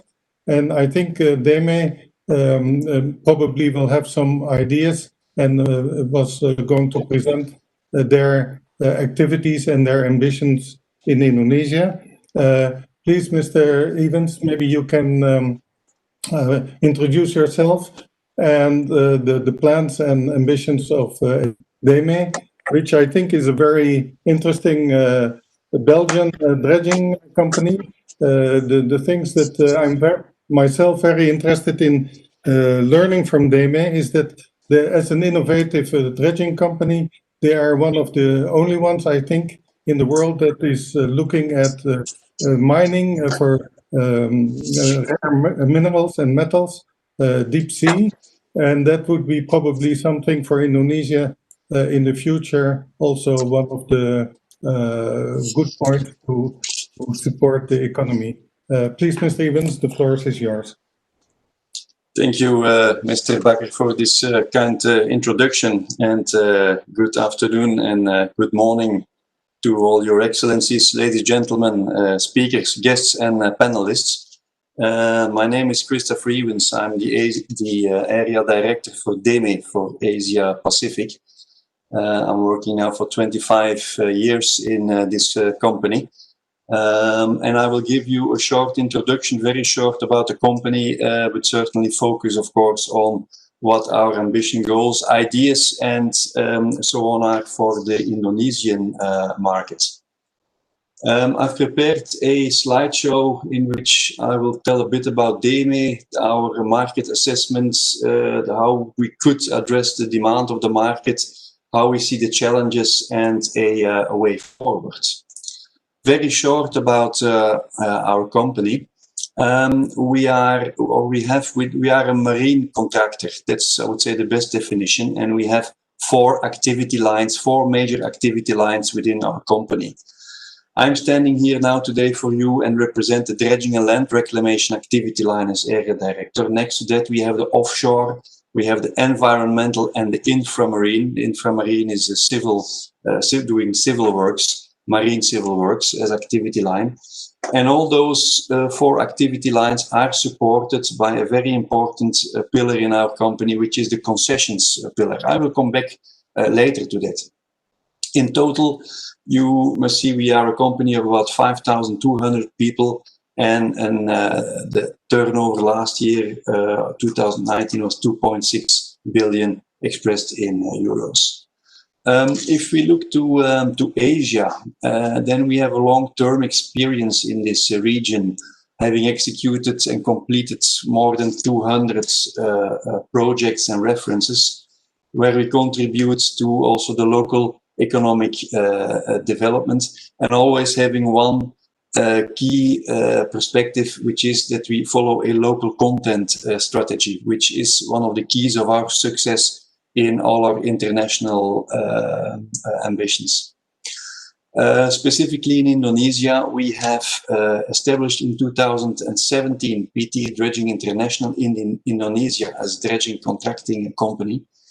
Also, we have a long-term service agreement for doing ship repairs in Batam. So this is one of our logistic anchor points for the Asia region. And also we have built recently a trailing suction hopper dredger in Indonesia, and also two large split hopper barges. This is just to give you a flavor of what we are already doing in Indonesia. And we aim to cooperate further in a response to the expansion of Indonesia's infrastructure, marine infrastructure. Next to that, we consider ourselves as being an innovator in the market, in the dredging market, or in the marine civil engineering market. So amongst others, we invest in new equipment. We have done that already since the beginning of our existence, and this is really a driver in our company philosophy, that we need to be ahead of competition by having the most performing and most modern equipment. What you see here, for example, is just a cutter suction dredger. This is the normal size of the actual largest cutter suction dredgers that you would see in the world. This is in green. We are constructing the Spartacus, is the name of the cutter suction dredger, which is not seen yet in the world, such a big tool. It will open new markets. It will make also capital dredging, so deepening works, more cost effective than it has been before. Focusing on Indonesia, we see that Indonesia does have a big potential in dredging and reclamation. You see here the whole archipelago with several dots on it, but it has been elaborated already by other speakers what is going on in the future in Indonesia. And as main key takeaways, we see this important market is really promising for further growing, but we would do it in tandem with the Indonesian economy. The growth drivers for us are the further build out that we see for port infrastructure, reclamation projects for industrial and also real estate projects, and certainly maintenance dredging of ports and channels. The role we see ourselves in is to be your partner to build out and assist you in Indonesia's infrastructure plans. If we address the market's demand, or how do we see it, I told you a bit about equipment is one thing, but equipment is not the only driver, of course. What is most important is that the people who drive those equipment and machines. So we do focus a lot on resources being human capital So we depend a lot on the expertise and also the good local partnership as much as we do on people and equipment. So what we do see in Indonesia in our development is that we can use the demographic opportunity because there is a new age cohort of people entering the market, the workplace. So we will need people in the office, engineers, we will need people on the sides, blue collars, we will need people for crewing functions to man our vessels. And it is of course important that we from our side will provide also education and workplace training. So we really want to create a local industry that offers also sufficient job opportunities and opportunities for building up professional expertise in the countries that we work. Always with a focus on health and safety and also with the focus on sustainability. If you put it in a graph, and I will try to be very, very concise, then you see, I would say, in the middle of this graph, the DEME projects that we could consider in Indonesia. Of course, then in the green, we see we have to identify, and of course, we have to cope with market entry barriers. We have to be compliant to what Indonesia is expecting from us. So this is about finding, encouraging, and also partnering with local stakeholders. We will widen our supply chains, supporting also new entrants. This goes hand in hand with, I would call it, a competitive and effective local procurement. We will not be able to do all of those works by ourselves. We will need also assistance from local and domestic companies. This will enable us also to bring in best in class, so our dredging equipment, and sharing those practices with and lessons learned with the Indonesian markets.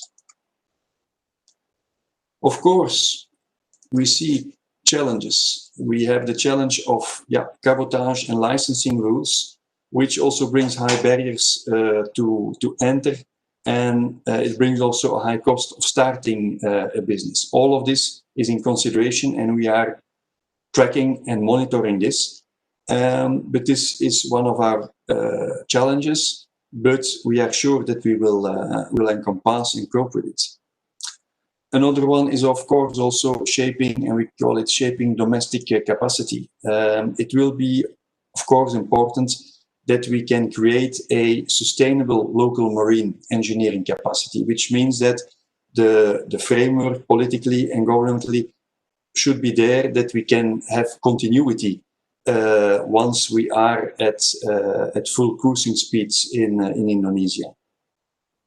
And of course, but I already focused on it, to create a workforce being one of the top priorities to secure quality jobs and prospects for a local workforce. If we put this in a timeline, then we see we have a company set up in Indonesia, which is staffed with very good people in Jakarta. The next is to obtain all the required licenses to do business and to execute projects in Indonesia.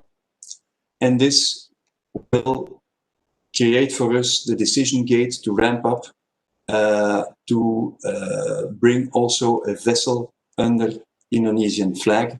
And that will bring us up to cruise speeds in Indonesia in our target markets. Something I would also like to focus on very briefly, but very interesting, and that's also something I took out of the presentation of Professor Vihana earlier today, is concessions and PPP projects. We do have, and that's a very important pillar in our company, that we have the DEME concessions pillar, which means that we are also investing in project development for marine infrastructure, and that we do take, because, and that's another, I would say, quote that I read on one of the PowerPoints earlier today, business actors should take their responsibilities in port development. I think all of us here in this forum, we are business actors, and we all should take our responsibilities.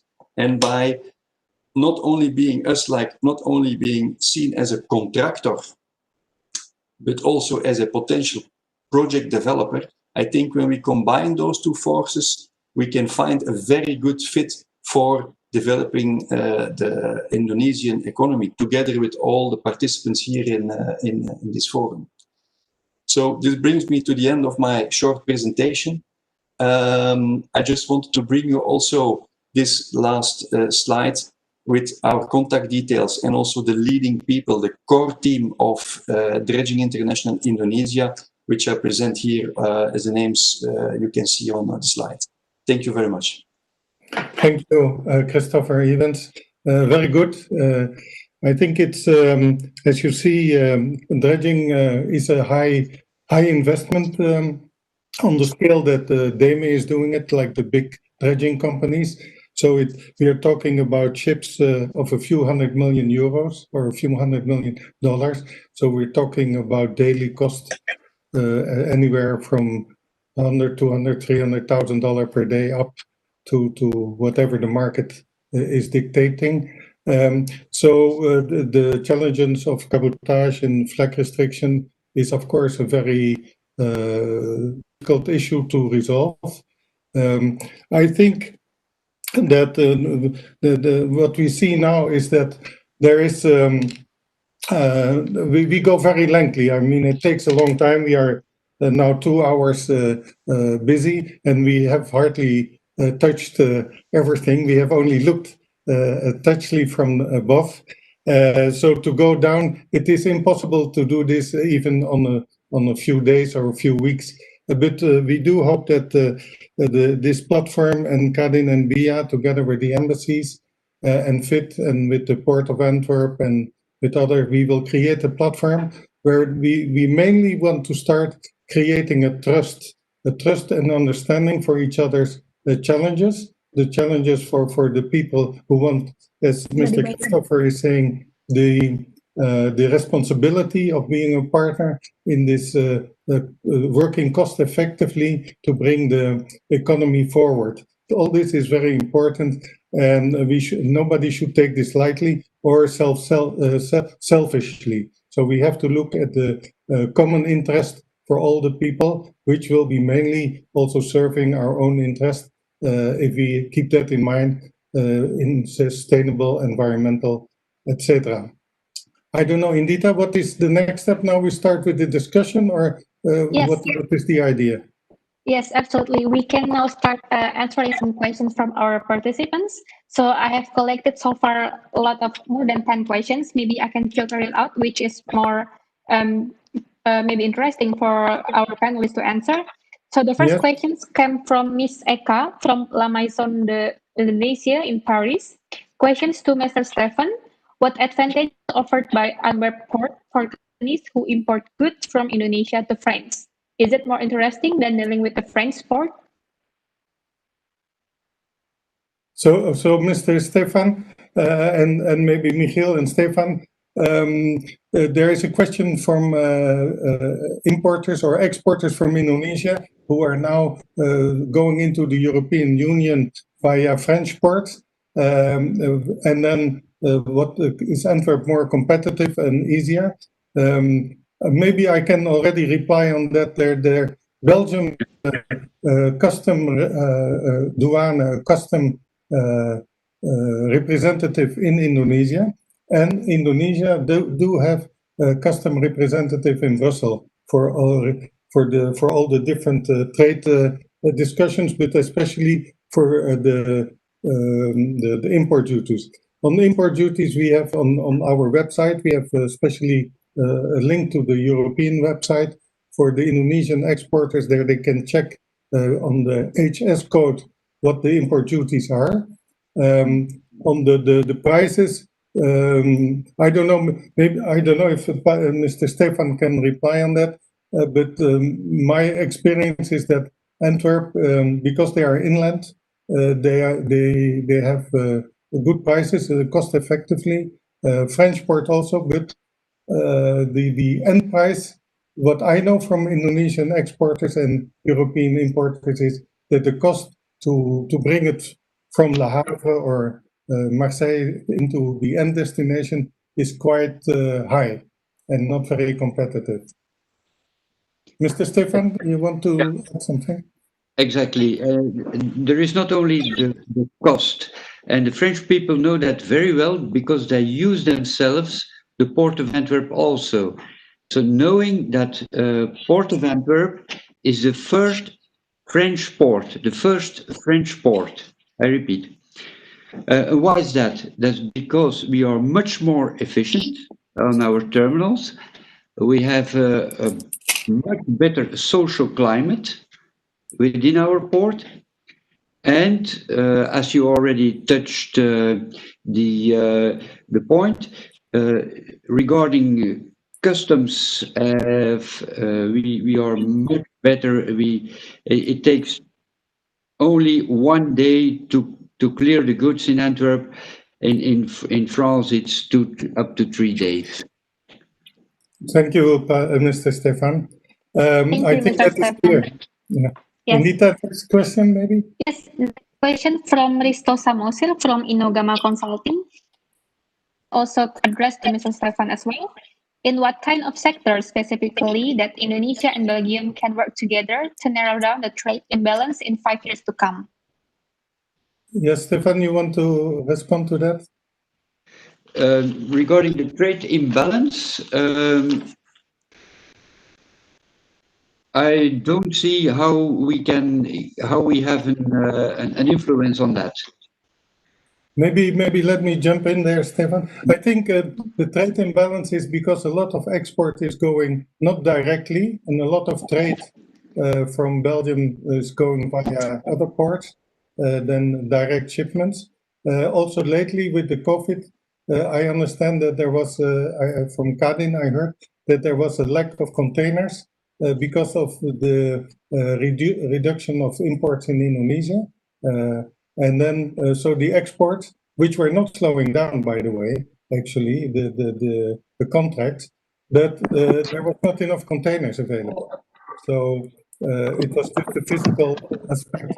Again, the trade balance is very important because, as you see with containers, with shipping in general, if there is a balance in trade, this will reduce the cost for both importers and exporters. So balanced trade is the most efficient way to reduce cost. Anything to add, Stefan? So much. Okay, can we maybe jump into our next questions? So I'm starting it out now. I think this question is addressed to Mr. Rahmat Prayogi. Indonesia already has RIPN as master plan in developing the port infrastructure. Is there any opportunity for investor to propose new location to be built as main public port? Okay, thank you. It is opportunity. It's always happen, yeah. But to build a new terminal, new port is not easy because need very high cost. I think I suggest maybe you can make a partnership with the IPC, or we can make something a partnership to create the new terminal. Maybe it is easier. But if you want to make us or build something port in the outside of IPC scope, maybe you can do it. Maybe you can join with the. Maybe you can ask with the government for this. Maybe I can jump in, Rahmat. I have done a few projects outside the scope of Pelindo, but always in good cooperation with Pelindo. The key is if you want to build a port, you must see the need for it. So you must have a cargo flow. And in Indonesia, there is a lot of pelabuhan khusus, basically for the industry, where they build their own port for their own cargo. That is always possible with good relationship with the Ministry of Transport.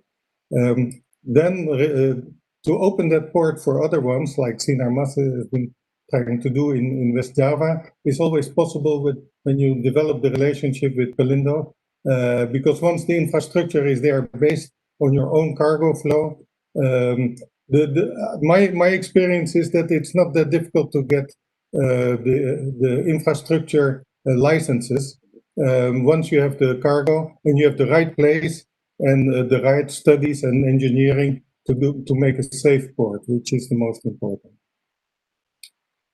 Anything? Maybe Pa Rahmat, you want to add to that? Yes, thank you, Pak Joel. I think that is usually we call it the TUKS, terminal untuk kepentingan sendiri in Indonesia.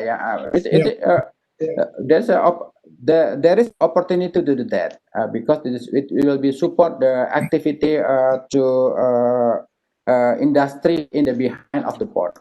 I think I agree for that argument. Okay. Maybe like that. Yes.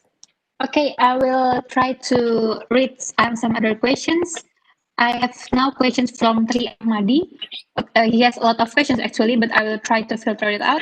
So, does the government set the target for port operations such as pricing policy for port services, port productivity, and labor issues? I think this question is addressed to Mr. Bernard Moisen. Can you maybe put some input on that, Mr. Bernard? When it comes to price setting, it's first of all, there's a couple of things. The port authorities in Antwerp, they decide on the prices of the concessions. So all the terminals and all the maritime area is under a concession. They vary in time and they vary in price, but they are open. So it's transparent. When it comes to labor, it is organized by a company called SEPA, and it is obviously a very important part of your efficient port. So the labor is under a clear negotiation between SEPA and the unions, representatives, obviously, of the labor association. Maybe I can add to that this is again one of the purpose of this forum is to show how it is done in ports outside of Indonesia. Antwerp has been shown as being a very competitive port, but also a very profitable port for the players. I would say that the dockers, the labor in Antwerp, are very wealthy people. You will see very nice cars at the docks by the dockers, and they are famous for that, different than in Indonesia.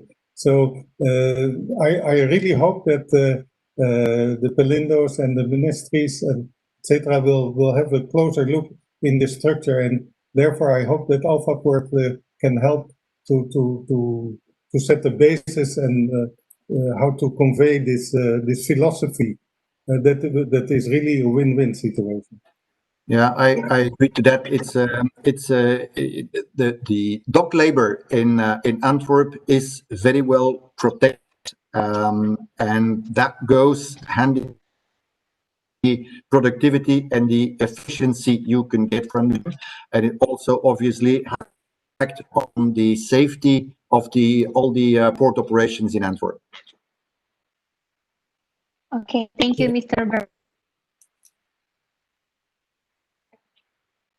Into the next questions from Restu Satriotomo of SMBC Brussels. Since last year to today's date, SMBC, as one of Japanese multinational banks, has been focusing on project financing toward the terminal port industry and corporate finance on book shipping company. So the question is, during the COVID impact, the usage of capital funds, will the terminal port companies concentrating on enhancing digitalization, or they continue to expand terminal or hinterland project? This question is addressed to Mr. Rahmat Bayogi.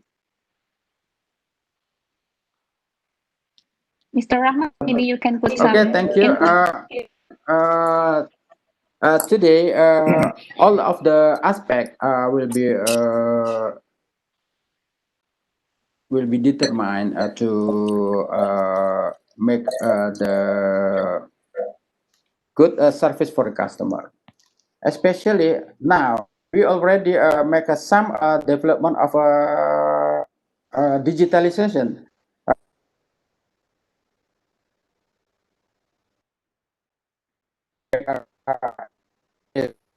System customer can pay the activity by digitally. So, but I think the development, the increasing of the digitalization is not enough. Only digitally is not enough. We have to make some development and physically development for that. So everything, our effort to serve the customer will be optimum like that. So now we concerned about the digitalization about the maybe a previous years ago and start with already start, and until now we still improve the digitalization activity. But now we agree that we want to develop the terminal more and the facility of terminal, because if we have a lack of the facility of the terminal, will make decreasing in our performance. That we have to maintain the performance by the facility and the development of the terminal. I think like that. My answer. Okay, thank you. I hope your answer really answers the question from Pak Restu Satriotomo. Next question from Cyrus from Bahar Law Firm. Thank you for the presentations. Questions also to Mr. Rahmat Prayogi. As we all know that government control in the port of industry is enormous, to what extent the foreign entity will have role in port operation?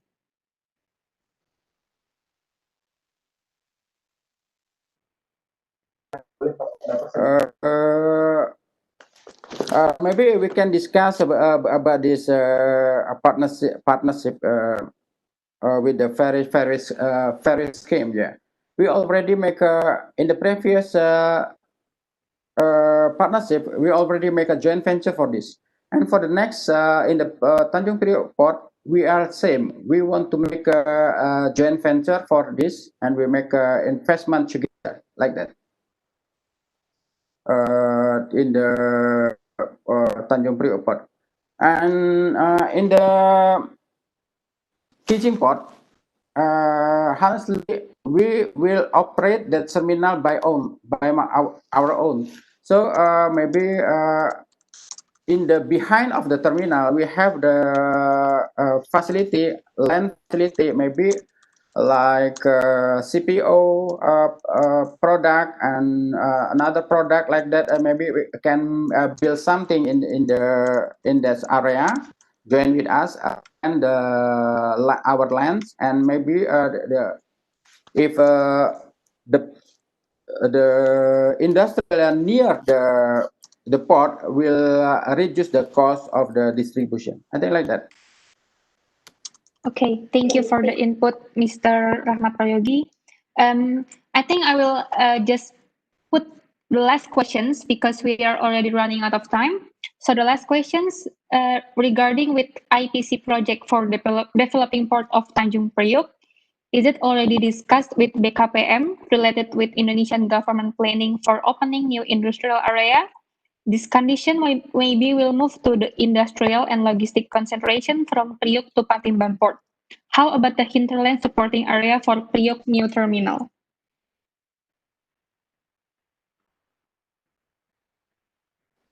Okay, there is a very difficult question like this, yeah.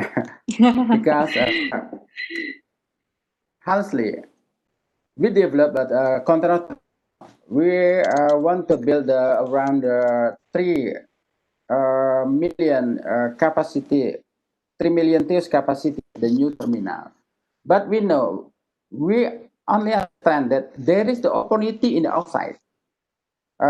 Maybe we can see in the hinterland of Indonesia still remain the industrial is in the east of Jakarta, maybe around the industrial it will be higher in the future day. But in this time, we have a problem with the reducing of a growth of economic. But we have to optimist to get the facility of the port, and then we can reduce reduce the cost of the logistics. We still believe that we can grab the potential market, the outside. Maybe like that. Okay, thank you, Pak Rahmat Prayogi, for your input. Maybe we have to end the session because we are already running out of time. Mr. Johan, maybe you want to add some input or anything? I think your voice is mute, Mr. Johan. Hello? Yeah, sorry. Yes. Just a very quick remark, and I know I'm really sorry that it is running out of time, but there are so many important points, and it is not good to interrupt people or make it shorter than they want. I just see on the chat box that Sumitomo Mitsui Bank in Brussels is very happy that this forum has started, and that they are very keen and interested to assist as a bank any joint venture between European and Indonesian companies to start up port activities. So I think that is I think we are successful if we get the finance people to see the need of the technology and the responsibility of the European players like the Port of Antwerp International and Alpha Port and companies like DEME. So we as BIA, we want to be together with CADIN and the embassies, the platform, to create the trust and facilitate the discussions between all the players for the long term. And we thank you very much for all the excellencies, Pak Andri Hadi and Ibu Hartoto, Pak Wirana, and others, and I'm sorry if I forget, because we really have to cut it short.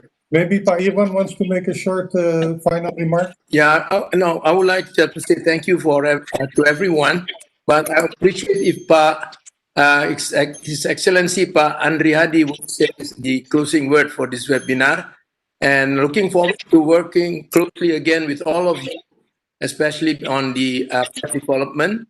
We have a Belgium company here, DEME. We have established the BBI, the Benelux Indonesia Association, and CADIN here. So we are ready to facilitate any projects of investment or research on this issue. May I ask Pak Andri Hadi, Pak, if I may, Pak Excellency, to have this closing remark, Pak? Terima kasih Pak Irwan, Ibu Carmelita Hartato, my good friend Pak Irwan, and Pak Iqmal Lukman also, Mr. Stephen Kasimon, and Pak Johan, and Pak Sulaiman, distinguished panelists, moderator, ladies and gentlemen. Good morning, many in Brussels, and good afternoon for all of you in Jakarta. It is an honor for me to be here at the Indonesia-Belgium Virtual Business and Investment Dialogue on Port Development. I have been following closely the discussion today, and I'm glad that the insight from the panelists enlightened me to have a better understanding on the port development. As mentioned by Sharjah Affairs in his opening remarks, the theme of this virtual discussion is very timely with the Indonesian current situation. Why President Joko Widodo repeatedly mentioned that the port development is one of our national priority, and port development is a mean to accelerate recovery in the post-COVID-19 crisis. In this regard, I would like to extend my sincere appreciation to CADIN Indonesia and Benelux Indonesia Association for convening this event. I would like to commend Pak Johan Bakers and Benelux Indonesian Association commitment to enhance the economic cooperation between Indonesia and Benelux. I'm sure there will be more BIA initiative to come, and rest assured it will be supported by the Indonesian Embassy in Brussels or in Den Haag. I would like to thank for your valuable contribution and active participation through the seminar. Ladies and gentlemen, I'm aware that Indonesia and Belgium, in particular the Port of Antwerp, have a close cooperation on port issue. No less than 430 Indonesian Port Authority personnel have participated in trainings conducted by the Antwerp Flanders Port Training Center. A lot of Indonesian officials from related agency visited the Port of Antwerp for exchange of information and port management. And officials from Port of Antwerp have also visited Indonesia in June 2019 to explore the opportunity in promoting cooperation in relevant projects on port sector. Today's discussion shows that existing cooperation between Indonesia and Belgium can further enhance through more diversified and concrete action, among others, seizing Indonesian potential for Belgium investment with a view to becoming major transshipment hub in the region, and establishing cooperation in logistic warehouse sector with the aim to support transportation and distribution of Indonesia exported goods to Europe. To attain this goal, my team on the Embassy of the Republic of Indonesia and I stand ready to facilitate cooperation between Indonesia and Belgium on port development. We are ready to assist Belgian stakeholders who are interested in investing in Indonesia and likewise, and we are happy to support Indonesian investor in Belgium. Finally, I believe that this dialogue is just the beginning of our future close cooperation and partnership in that mutually beneficial for both sides.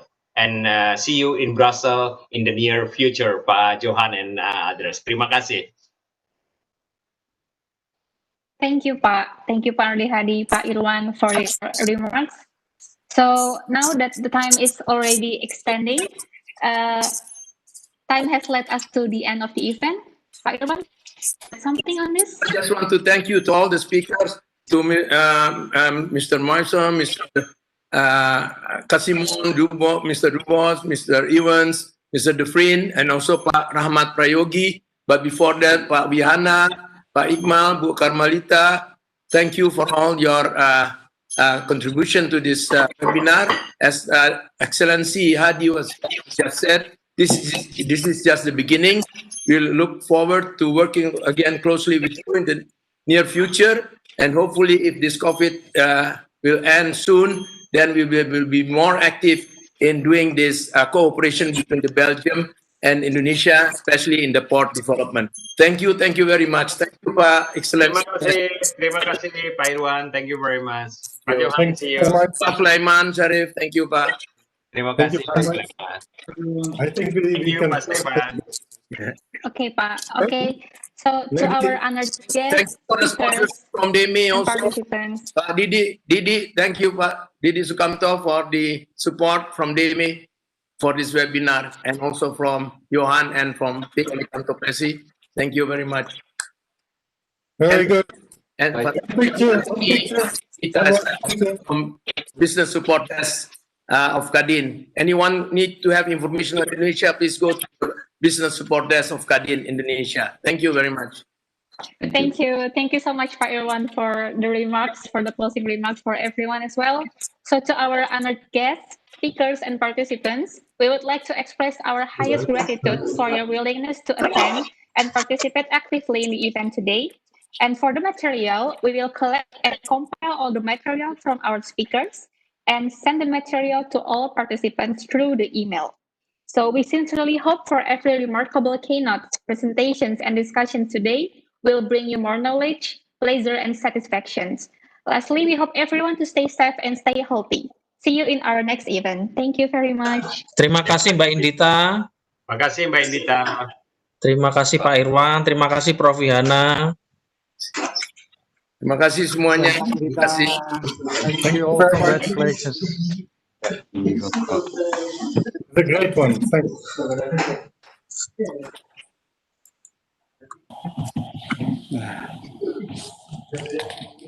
Wow, non-stop dari jam 9 ya. Nah.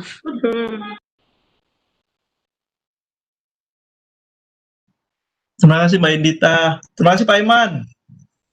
KBRI Brussels. Top. Terima kasih Pak Restu pertanyaannya. Sama-sama Pak. Semoga kita bisa membantu Pak. Amin, siap. Terima kasih.